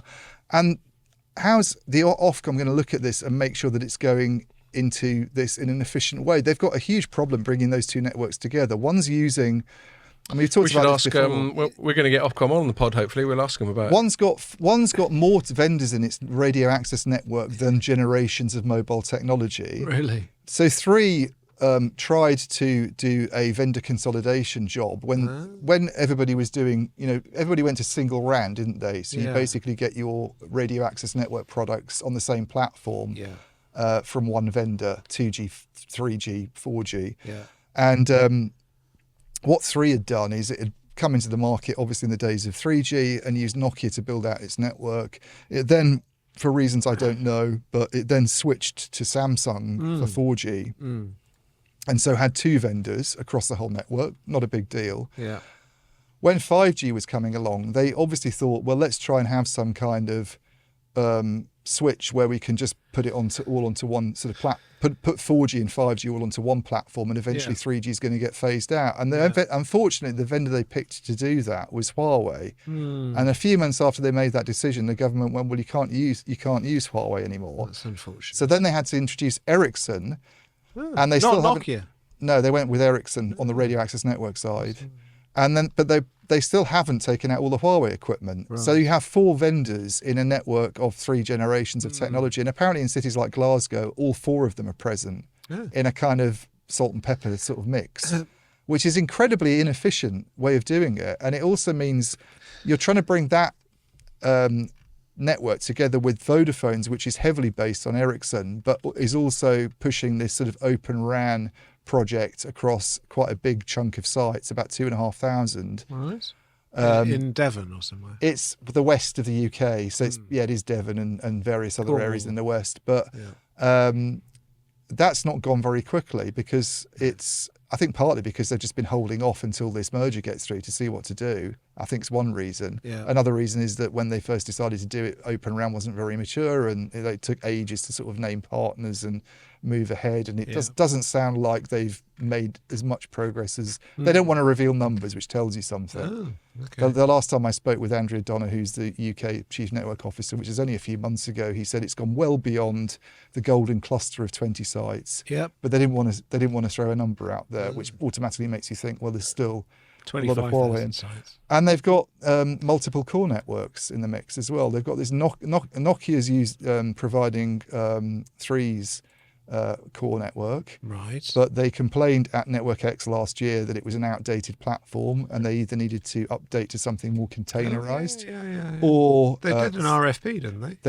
So they launched a tender, but there's been no update on it because they're probably in no hurry to do it while this merger gets dealt with. True. And meanwhile, you've got Vodafone that's been using a Cisco 4G core, but moving to an Ericsson converged core. Okay. But that's not complete, as far as I'm aware, because it's quite hard to go from one to the other. I mean, BT's had this job with Huawei, going from Huawei to Ericsson. They've been under government pressure to do it, and it's taken them a long time. They've only just got the switch completed. So I think it's all very well saying we're going to monitor what they're spending in the view that it's going to be 11 billion going on this beautiful standalone nationwide network. But there's a huge amount of complexity there to sort out.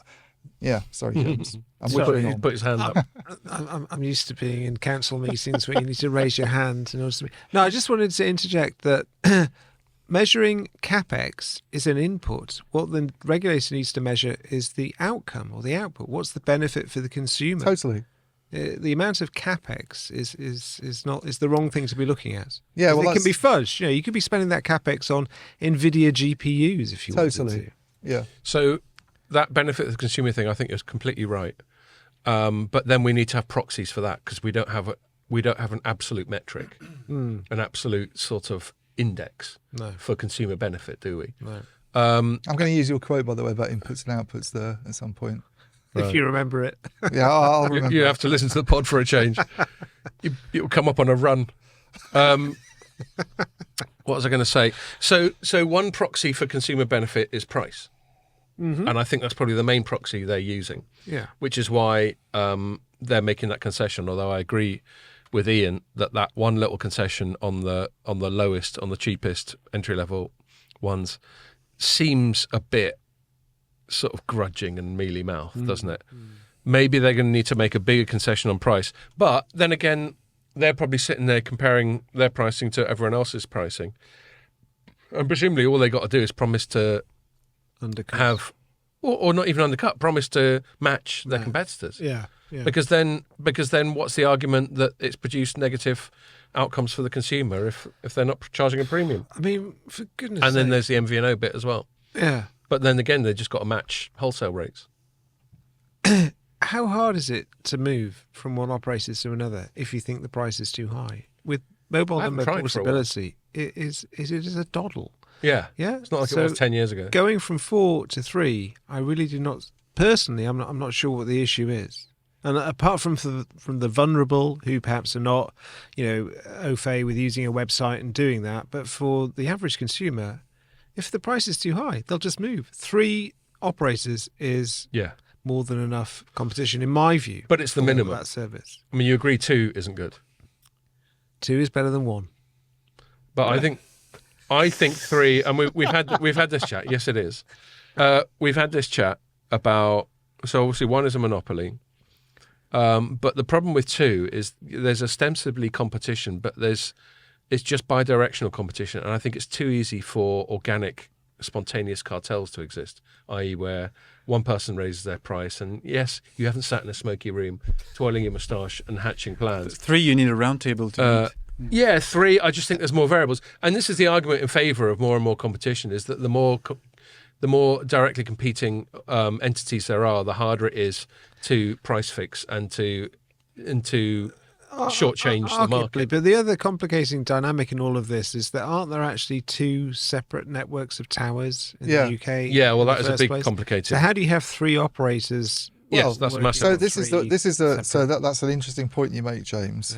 Thank you Glad for bringing brought it it up. That's a great question. Because one of the three of the on the sort of technical industry side of this, if you move away from pricing, the three of the concerns about the merger were that the new entity would have too much spectrum. Right. The new entity would possibly have too many sites compared with the other two. I know one of the telcos did raise that as a concern, sort of kind of on background, not wanting to be quoted. Okay. And the new entity would have a foot in both the network sharing camps. Yeah. So at the moment, MBNL is one of those ventures that shares like passive, but also I think some active. Maybe it's gone a bit further Some than just being aggressive passive. as well as passive. Yeah. Yeah, exactly. Passive is basically non-electronic stuff like concrete and steel and all that Concrete, stuff. there it is Yeah. again. And it's Concrete world. I wonder if this comes up in passive concrete is world of World concrete. of concrete. Sorry. Passive sorry, is world yeah. of concrete, and Not to be active confused with is competing active is your events, fancy concrete your, world. your massive MIMO boxes and stuff. But I think it's gone. They don't just share passive. I think it's more involved in that. But MBNL's one of them, which is BT and 3, Right. and the other one's called. The names seem to be. I can never quite figure out whether it's called Cornerstone or Beacon. It seems to shift between the two names. I think Beacon's Beaconstone. like a. Yeah, exactly. Corner. And that's Vodafone and Virgin Media O2. Yeah. Clearly, 3 and Vodafone together is going to have an involvement in both of them. Yeah. Which sounds like a terrible thing does. from a competition perspective. Yeah. What do the Competition and Markets Authority have to say about this? And it's funny how they had to say, we don't really care about that. It's not that much. It's not really that important. Yeah, that is a funny one. That's pretty much what they said. I'm going to have to move on because we're running out of time. We've got one more segment, but I think that's a really good point that you make, both of you. That doesn't really come up. Because they basically dismissed it as a concern. They said there's enough. I think what's the expression? Chinese walls between different parts of the You're business. not allowed to say that anymore.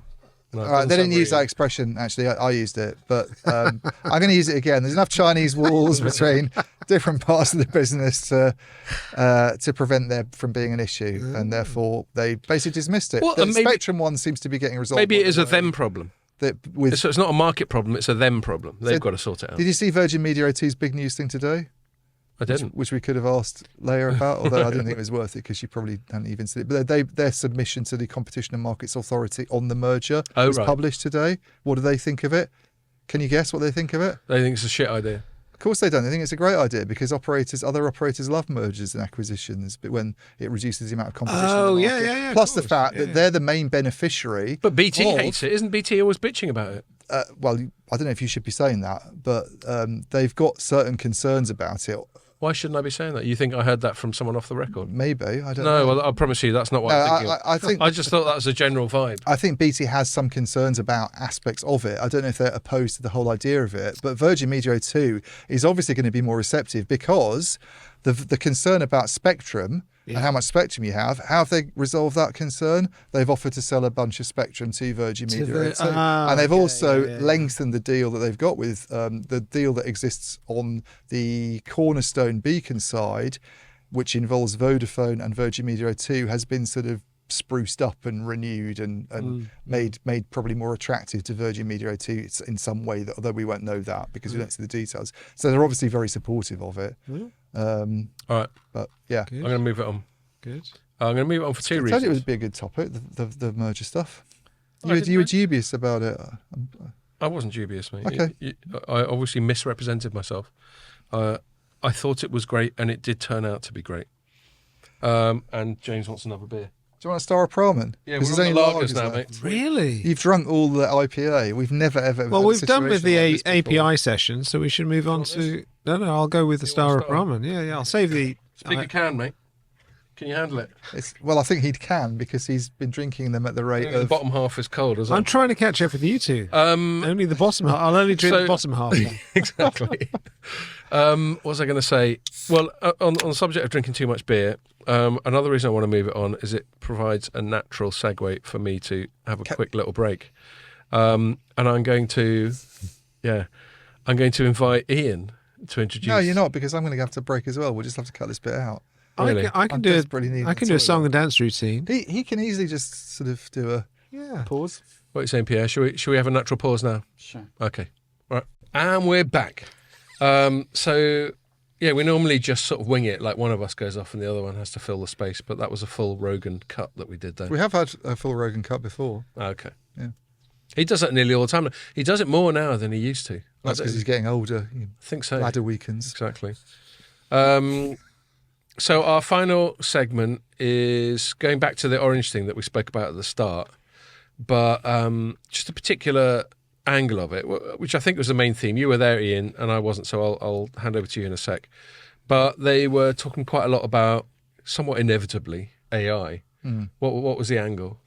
There were a couple of angles. One was the impact that AI might have on the network and what they potentially need to do there. And they're not saying that it's going to lead to massive traffic growth, by the way. I should hasten to add. They're not sort of going... You mean the consumption of AI? Yeah. Yeah. I mean, so I think when we came on at the start, I was talking about that Picasso museum example, which he sort of provided, where you could be sort of video streaming your experience and need some kind of dynamic network slice to, support your video correspondence, if you like, with a virtual AI assistant in the future. And he was saying that's the sort of thing that would put a massive pressure on the network. I guess you could see that it would.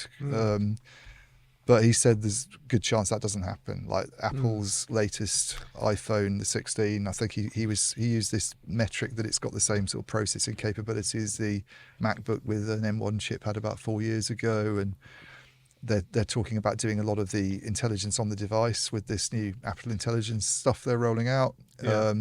And then you might just be able to get some kind of prompt. A lot of the processing gets done Exactly. It's either on the device or in the data center. Or in the data. So this is the uncertainty, is how much is that scenario with this sort of video streaming stuff, your experience, and using that to sort of upload and then getting stuff back down is only one possibility. So AI is not going to be a major additional strain on the network? No, he's saying we don't know. Okay. That's the point, is that it might be. So they have to think about what that might mean for them. Even if it's not a big strain on the network for them, there might be some opportunities to invest more in AI anyway in the network at the edge, not just to do... So this is the big NVIDIA pitch, which I think James wanted to talk about a bit anyway, and they did bring that up, this idea of using GPUs at the edge of the network to do... You're shaking your head. I know most people are more skeptical about this than aren't, but the pitch is that you can use GPUs to do some of your radio access network processing, some of the acceleration that you need for that, and sort of have them doubling up to do AI applications, whether that's helping you with stuff that might be useful for the network in terms of getting information and from an efficiency side of it, or whether it's more of a kind of customer facing thing and you can maybe make some money out of it. And those are two distinct subsections of it, aren't they? There's the... Well, yes, but this is the whole point of pitching the GPU as a general purpose processor that does multiple things. That's the whole point. The G stands for graphical. Graphic, not general. Well, the C stands for central, but that's very much Jensen Huang's whole thing, is that the GPU is kind of the successor to the CPU, and that's the new general purpose processor. That's what Orange has a view of as well. They're not positioned. The GPU now is not considered to be, if you talk to the people who are in this camp, this specialized silicon that you only use for AI, and AI is this kind of small subset of what we're doing. The GPU in the Jensen Huang world, and if you talk to the operators who buy into this, which includes people like Mike Seaver at T-Mobile, is the general purpose processor of the future. It's the general purpose processor that would do your RAN acceleration, it would do your AI applications, it would do all sorts of other things as well. But it wouldn't be running Microsoft Office on your laptop. No, it probably wouldn't. You're still going to use a cheaper. But most of this is in the cloud. Most is at data center but it's still general purpose in the sense that you're not just doing one thing on it. You're doing multiple things on it. My understanding of NVIDIA's pitch, and this is actually going back pretty much to a previous life when I used to write about the PC modding sector when I was at a little website called Hexus. Even then, NVIDIA was going on about GPU, general purpose GPU. And GPU, as you just said, stands for graphics processing unit, as opposed to CPU, which is central processing unit. And typically certainly if you're building your own, this is how I learnt this stuff because I didn't know shit about this before I started that job. If you're building your own desktop PC where you can buy a motherboard and it's got these PCI slots and you can put in components, and you'll have a socket for the CPU, and that does most of the day-to-day processing, web browsing, Microsoft applications. Yeah. But then the GPU kicks in when it comes to video, but especially gaming. And the kind of people who read Hexus will be the people who'd spend $1,000 on a fucking graphics card because they wanted to play Call of Duty better than everyone else, or at least not be inhibited by their hardware. Yeah. And they buy pricey peripherals and all that sort of stuff as well. And then my understanding of the difference between CPUs and GPUs was CPUs is a sort of serial processing where it does one thing at a time. Whereas, I think it's called scalar processing. Oh, is it? Okay, cool. Whereas GPUs are parallel processing where it's got like several pipes going in at a time. So we've got my words of one syllable version, and he's putting it into geek language. It's just being able to do multiple calculations at the same time, basically. So it's serial versus parallel, or as you said, scalar versus vector. Yeah. And then it turns out, and he'd been going on about GPU for a while, and he hadn't really gone anywhere. And then a few years ago, catalyzed mainly by GPT-3, I think it was the big one that got all the headlines. And I'll invite you, because you gave an excellent presentation about this about a year or two ago. So I invite you to sort of reiterate that. That it turns out that for training large language models, that kind of processing versus the more inline serial one thing at a time is a lot more efficient, which is why NVIDIA is now worth $1 zillion. How did I get into that? That is exactly why they're worth $1 zillion. Yeah. What you just said. Yeah. Because you were talking about the GPU. Whether or not that means that the GPU is suddenly really useful for lots of other applications apart from training large language models, I'm not so sure. But that's the thing. But these terms, they're not very technical terms. These general purpose, they're just the way these things get positioned because they get used for lots of things. But if automatically you've got someone like Jensen Huang and his minions pitching this AI for the RAN, where it could be used for multiple things, it makes it a general purpose processor in the same way that a CPU used to be. And then maybe in future there's a model where they can look after more stuff and it can be economically viable. The problem at the moment is it doesn't look very economically viable because it's really expensive to run and to buy. Well, yeah, because there's a waiting list for NVIDIA chips. Yeah, absolutely. It's ridiculous. Yeah. But if you I talked to it's worse than that ABBA concert thing. This was or Taylor Swift. Yeah. If you talk to the technical guys, so I did talk to Tommy Wito, who's the head of Nokia's Mobile Networks Business Group, Mobile World Congress, about this ages ago when that AI RAN alliance got formed.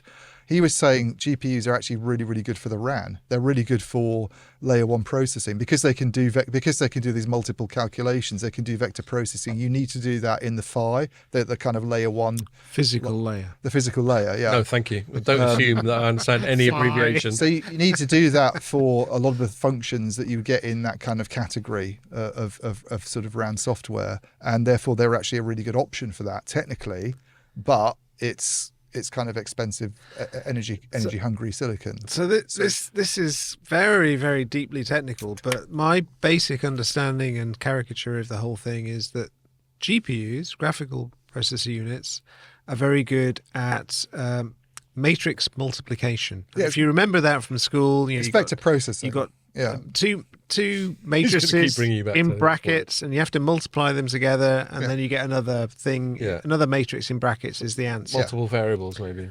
And so GPUs are great at doing that, and for some reason that's related to creating graphics for video games. It also happens to be the key thing that machine learning is all about, is multiplying together matrices. CPUs that Intel has designed, on the other hand, have got 1 billion uses. So they're much more diverse and sort of jack of all trades, but they're not specialists in that. They're all right at a bunch of stuff. They can do the matrix multiplication, but they can do a lot of other things too. And so NVIDIA happens to have fallen into this money pit because they've specialized in this one aspect of mathematics. That's true, but that doesn't mean that they only have one use, because if you've got someone on the network side saying these are actually really good for doing RAN processing as well, that's not anything to do with AI whatsoever. And that's, by the way, a category of software that wouldn't work very well on a CPU. That's something where someone's saying you'd normally be using an ASIC to do that. Exactly, which is the whole Open RAN, virtualized RAN. So if someone blah. comes along with an economic use case where they go, well, hang on a minute, it actually makes more economic sense to have a GPU that we can use for doing a bunch of AI stuff. And by the way, AI is going to be the big thing in the next 5 years, and that's where most of our traffic's going to be. And we can also use it to do RAN processing and have it as a kind of general purpose tool in that part of the network because it's doing multiple things. Then it's not just this narrow. Yeah. Now I'm not saying that that's going to happen. But that's the pitch. I don't buy the argument that these chips are going to be doing other things in their spare time. Yeah. But I don't know for certain that the x86 architecture is better than the NVIDIA architecture for doing physical layer 1 in the RAN. That I don't know. Well, the CPUs aren't very good for doing physical layer 1 in the RAN.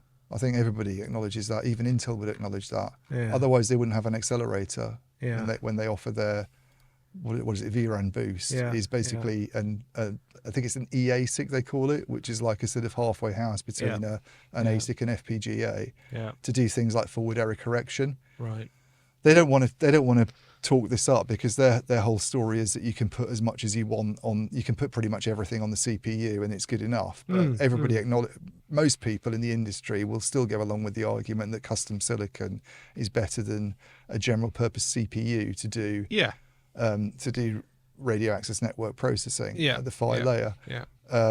But so in that respect, the GPU looks very good at doing. It's very expensive. That's the problem. But so nobody's deployed it yet. It's just I don't think so. I mean, SoftBank's doing it, I think, to some extent, or they're certainly talking about doing it a lot. And T-Mobile's talking about doing it because their Capital Markets Day was very heavy on Mike Sievert sitting on stage with Jensen Huang. Well, who wouldn't want to be next to NVIDIA? I mean, who wouldn't want to be next to NVIDIA? But his thing was he was asked why virtual RAN's not gone anywhere so far. I think he raised the question himself, and he said one of the problems has been that we just haven't had the right kind of technology around to do it, which allowed Jensen Huang to come in and go, yeah, the problem with using CPUs is that Moore's law is dead, and then to sort of pitch the GPU as a kind of successor to that. This has only happened since GenAI has taken off. It has. NVIDIA's been on its hair. But prior to that, when Intel was in charge, NVIDIA was nowhere. So, no, but they would. That's so sure. I think they're capitalising on the momentum they have with GenAI. But they wouldn't deny than that. If you ask them about it, they say it doesn't make sense economically unless you're using them for AI applications as well. Oh, fine, okay. They would never ever try to make out that if you sell these GPUs and you're only using them for layer 1 acceleration in the RAM, that it makes sense. Then that's not their argument at all. Yeah. So just bring it slightly back from the silicon aspect of it. There's a couple of things I want to ask James before we run out of time, which is like not that long away.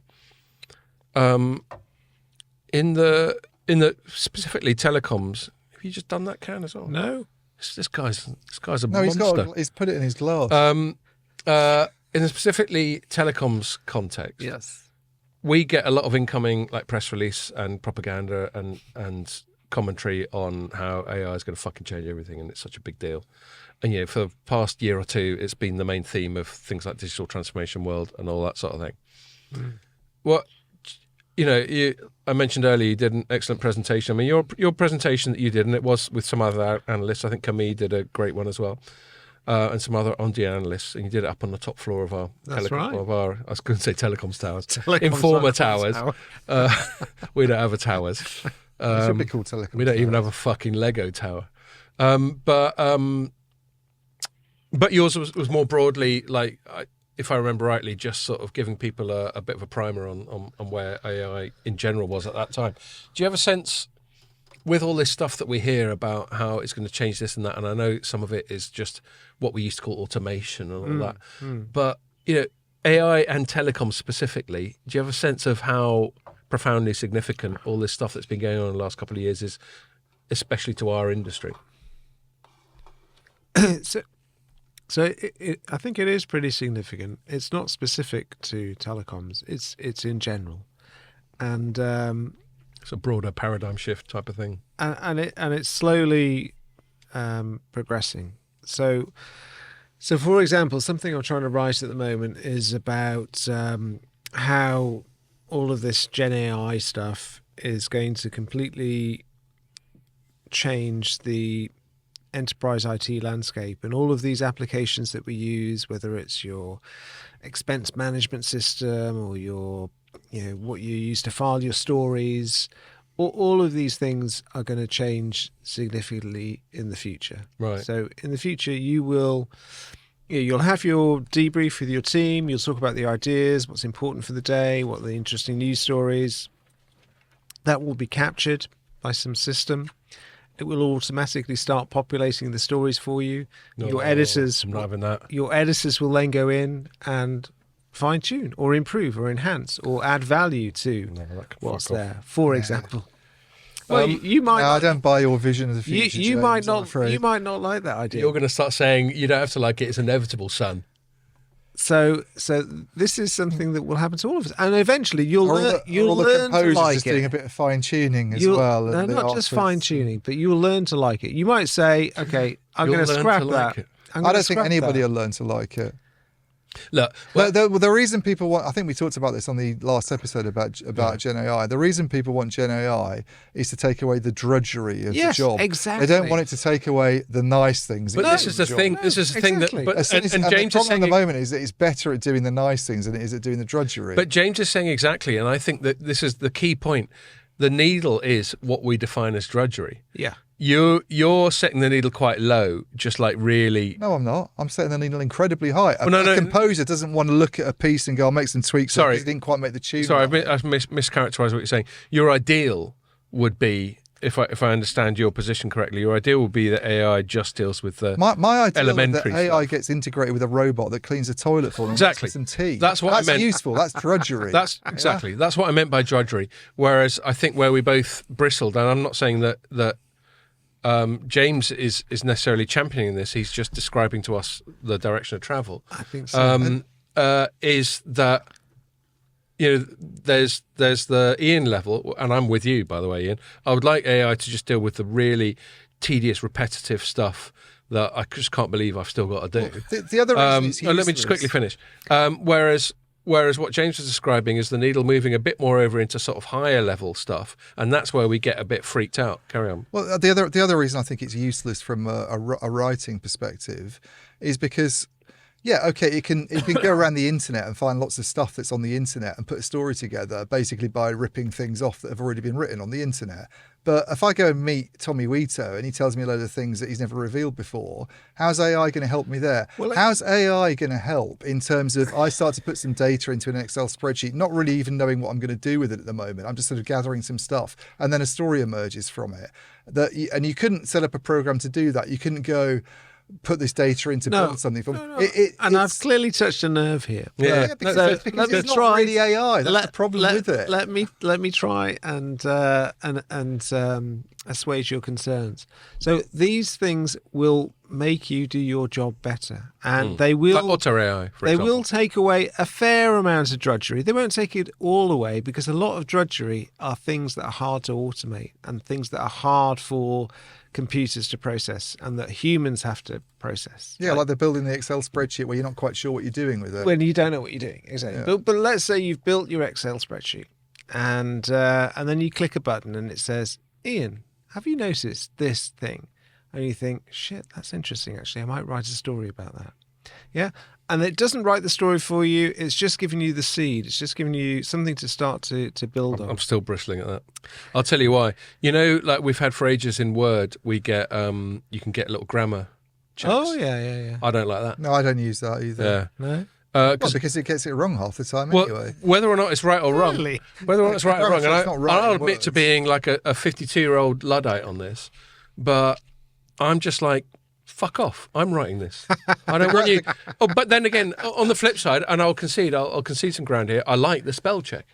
Okay. Not just okay. because my spelling's bad, but sometimes you just do a typo. Yeah, and yeah, you're so in the zone. Grammar that you check don't will get notice it. confused if you have a long clause, Yeah. subclause, where then the verb follows that. It Yeah. will think the verb needs to agree with the subclause rather than the subject of the sentence. It's before getting very it. technical here. Could So, you translate, Clauses. please? I wouldn't So- know a so clause if Santa it bit me on Claus. the arse. So the grammar checks on Word are not very Yeah. good. And, Ah. No, they're not. I'll feed that back to them.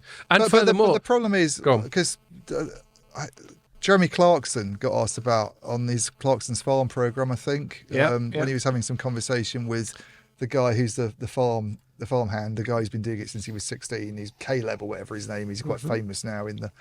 But they were talking for some reason about generative AI and you can just get this stuff written now yourself, can't you? And he went, yeah, but I want to choose the words myself, which I thought was a really good way of putting it in a kind of very Jeremy Clarkson way. I want to choose the words myself. Absolutely. Yeah, of course you do. You want to, if you're a writer or someone who's ever worked in journalism, that's the sort of thing that might seem like drudgery to someone else, but you want to be the person in charge of that. You don't want to cede it to some AI assistant. You might, if you're putting a presentation. We had the guy on from Cambridge Consultants the other week who said like generative AI has been brilliant for me in terms of putting PowerPoint presentations together. Well, I understand that because your PowerPoint presentations you're probably just trying to get some information out and then you're going to be able to go through it and tweak it and make more sense. Yeah. But it's not something you're really going to look at and go, well, I'm quite pleased the way I put this together and it's important to get the phrasing right if you're trying to make a certain point. But if you're a journalist, those things are key. They're critical things. I've obviously touched a nerve here because, because you are artisans who believe in your craft, and I'm not taking that away from you. I'm just saying that this could be a tool which takes away some of the drudgery, helps you, and for non-artisans, which is the 99.9% of the people out there. Oh, including James, yourselves, I think you're an artisan. I see your things on LinkedIn. They would They're fucking works of art. They would relish the prospect of clicking a button and something being populated that takes away 90% of the work, and they just need to do the 10% in order to make it right. And this is kind of the point I was trying to make when we first got into this bit of the needle between pure drudgery like bog cleaning and Is that a part of your job description? well, no, this is an illustration that Ian chooses to use. I don't know what it says about his domestic situation. Is that in your contract, Ian? It's just like, It might be in my marriage contract. yeah, exactly. I think we could work out who cleans the bogs in the Morris household. But no. But I am slightly, I suppose, more towards Ian's sort of bristly side. Not just the artisan, not just like we're journalists, we're artists. You can't replicate our copy because we're so special. Although I do think that, obviously. Good. I agree. But if you don't think there's something wrong with you, why wouldn't you think Yeah, that? no, but- Otherwise you wouldn't be doing the job, surely. Well, no, Bill's got to get paid by someone. Yeah, all right. Then you're one of those people who's just doing it to earn Yeah, some money. no. Well, we obviously. I mean, Yeah, those types. Along with the Oh, God. You say that in such a sneery way. It's one of these pay the fucking bills people. I'm only in it for the love. You're I've not got one two of those people, dependents, though. No, we all need to earn money, but also there's No. a kind of job where you take some pride in No, what you do. I'm incredibly grateful for my So- job because I get to do things like this, which are not work. This is fun. What we've been doing for the last 2 hours is fun, But it- and I'm very grateful that I'm paid It's the for it. same with Pierre. Yeah, he's Like having a his, great time. his video. Don't bring me into this. I'm bringing Pierre into it. Like his video work, he wouldn't want. I mean, he probably uses some of these tools more than we do. I think maybe, you should but- speak on his behalf when he's sat All in right, the fucking room with us. but he can speak on his own behalf. But I would have thought somebody involved in video production would also feel that they have some kind of creative role that they wouldn't want generative AI taking. Do you think AI could do your job for you, Pierre? So far, what I've seen is the tools that are available right now. You still have to check it anyway, so then you waste all the time. We had this checking chat it. yesterday, didn't we?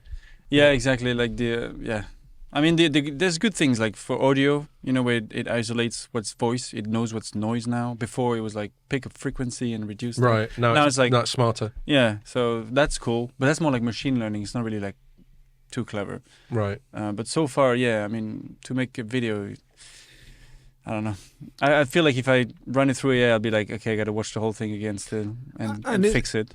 And Yes. it's the So same. back to what James But was just saying about also our there's- writing, how we'd still have to edit the AI. those little creative interjections that you get in the in the promos, where there's like a clip of someone shooting like a RoboCop sort of, Yeah, you couldn't. No, train this that. is my own genius. Yeah, thank you. Yeah. No, that is Pierre's own genius. But that's the sort of thing that because you probably could go AI, find me some video clips to put into this. You've got to be a human being to understand the nuances of humour but it's not and the culture same. and all that It's- sort of thing. Yeah. Can I make an analogy or whatever? So one of the main uses of GenAI today within telecoms, and I'm sure other industries, is in writing code. So Yes. it helps software developers to write code. Now, if you are a junior software developer and you need to write a bit of code to do X or whatever, you type that in and it will pop back some Python or whatever language you want it to be in, and then it's a starting point. You embellish it, you tweak it. Blah, blah.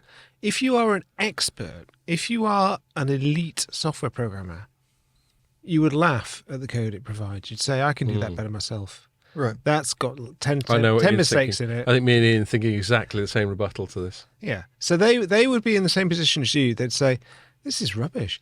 But if you are yourself minus 30 years, 20 years, whatever, you would be like, Christ, this is really helping me. I'm struggling here. What's your rebuttal? How does that junior programmer become the elite programmer if they're leaning so heavily on AI? So you've got these two paradigms. You've got the elite programmer who I couldn't phrase it better myself. yeah, you got the elite programmer. It turns out we've got to know each other a bit, innit? You got the elite programmer who could do this shit in his sleep or her sleep. Yep. And you got a junior programmer who's struggling a little bit, Yeah. and they might take 5 or 10 years to get trained up to the right level, or you can get them up to, let's say, 95% of that competence. with You the only help of learn by AI. failing. You what? You only- Yeah, but it's like any crutch, it's like any tool. The more you rely on that crutch or that tool or that assistance, the less you're actually fully developing competence. It's by exactly yourself. the same, actually, as people using ChatGPT to write university essays, or to smooth out to start off as the basic template for an essay, and then you come in and you make it a bit more your own. But they don't know how to use apostrophes anymore. And if there's one thing I hate, it's apostrophe crime. But it's the same thing. It's like basic writing skills disappearing because It's people possessive lean on with an AI too apostrophe. much. Makes me want to kill people. It's all very well saying, But well, so just to extend that analogy, none of us know how to write with a quill anymore. no, No. We bash away on a bit of plastic like this. we do, but using a quill is not a cognitive skill. I still think stringing a sentence together is. No, I think more relevant to the paradigm we're talking about is writing versus not writing. I mean, quill's just a tool. So there's a quill, and then there's the fountain pen, there's the biro, and then there's the keyboard now. But they're just interfaces. What's more pertinent to what I think we're talking about is writing versus not. If we get to a stage where, for example, the voice to text is perfect, That's fine. Yeah. then I don't need to ever write again, do I? But it's fine because you'll still be. Well, you your do. voice. It's fine, but I wonder whether, like, another I don't thing. think that's the main issue. It's just a voice to mechanical text being replacement. perfect. No, but I was just trying to No. illustrate the paradigm It's shift. just back like in medieval times, your thoughts would need a feather More beer, please. and Yeah. paper I to be think transferred. that's a red herring. We're about to wrap up. Oh. Yeah. I think that's a red herring, the voice to text being perfect. Because I that's wasn't just- saying that's perfect that's almost analogy. I an was just interface talking about itself. the change in paradigm. Yeah, but that's Whereas that's I also didn't- another interface. You wouldn't need to type. You could. I mean, some people do. Apparently, when they're writing books, they kind of. I could It's never just do being that. text. I The could glasses never on your ever do nose. that. When I'm writing a story, I have to sit down and think, and I want to be. It's not the same. It's Speaking not the same, and writing. but that's different. No, well, I would But that's certainly that's defend completely different from AI. That's not the same thing. AI, where AI comes up with where you say, "I want something on this to do with the French Revolution. Give me an essay on Mirabeau and his involvement," and then Yeah. it produces something for you. Yeah. And that's completely different. Where you're actually leaning on something that takes away the whole effort of having to produce that paragraph yourself. And then you just don't know how to string sentences together. Yeah, so in the same way your I'm Python gonna- programmer doesn't know how to do it. So I'm going to quickly tie that up, just because we're running out of time. And there's just one last very brief thing, I promise, that I want to ask James about. But yeah, we've all tried in our different ways to sort of encapsulate the paradigm shift that's going on here. I'm actually sympathetic to both views, the sort of scary, the dystopian versus utopian, as we spoke about last week. And I also think it's inevitable. So there's no point in raging against the dying of the light too much. But I also think it's constructive to have really good conversations about it. And this kind of leads on to the final thing I want to ask James about, which is AGI, artificial general intelligence. So what we're still talking about, Actual AI, you mean? No, actual AI. The big, So and we're not going to talk too long, partly because we did this at a fair bit of length last week. But what we're talking about now, you're still talking about it as a tool. But when it becomes AGI and starts If it does, quote thinking, well, if rather than when. I think. you know, how do you feel about it? Do you think you'd be like right now? I don't want to characterize you, but right now you're putting forward the more positive slant on it. How would you feel extrapolating it that far? well, naturally nervous. You know, I don't want anything artificial to be more intelligent than people or potentially in control. On the other hand, potentially it will be benign. Ideally. Well, it won't be if it's proper artificial. Not intelligence, necessarily. it I mean, won't be. that's the dystopia. Scott has summarised it perfectly. You are the dystopian view of the world. I am the slightly more utopian view of the world. Yeah. And it's indeterminate. But it's only how it will benign if it's Yeah. controllable, if it's sentient. Like, No, by the way, not Pierre's laptop necessarily. is now sentient because we're talking about AI so much. Listen to it. No, I was encoding. That's fine. No, but not. Oh, that's what that fan noise is. You thought that was it thinking. It's gone. Oh my God, what they're talking The whole about. point is that we're not in control anymore. And Yeah. so then it becomes the question of, Yeah. well, will it be benign or malign? And we don't know at this stage. Well, if it's a super intelligence in terms of something that exceeds human intelligence, and it's sentient, to use that word, so it has like emotions and it feels. I don't see why it would be benign. It's going to act in its own interest, like any other super intelligence would Well, do. but so we haven't completely wiped out all bacteria, and they're fairly basic, organisms. Yeah. We have wiped out a lot of mammals and insects. we and have, what but we you. do things to do But- because of our own interest. Yeah. So maybe this thing will be so much more intelligent than us. That it might. They will think- actually say we quite like having them around because they're quite amusing. We like the podcast. Yeah, but to use your bacteria That analogy, makes me feel so much better. like we James. know that we need E. coli in our fucking lower intestine. Are you saying we're going to be the E. coli? No, we're the For- good for bacteria. AI. We're the good Yeah, bacteria. but E. coli is good bacteria. Is it? In your lower intestine it is. You don't want it in other bits. But it's endemic in your lower intestine. That's a coli bit of E. coli. That's what it gets its name from. Yeah. We're the nice bacteria. Yeah, well, I don't want to be the fucking nice bacteria, mate. I don't want to be any bacteria. Tough. learn to accept your position in the world. I think that's a brilliant note on which to end it. And by the way, everyone, he did say that with a glint in his eye. He wasn't really being this moustache twirling sort of matrixy person. Well, that's brilliant. That was really good fun, mate. I feel like that last tangent we could have gone on for another hour. AI is one of those. Another couple of Thanks. toilet breaks. But I think we've done over 2 hours, have we, Pierre? Yeah. So we better wrap it up. Thanks a lot, James. God, the next one, I'm in Network X, and Ian isn't. Oh, you traitor. So I'm gonna.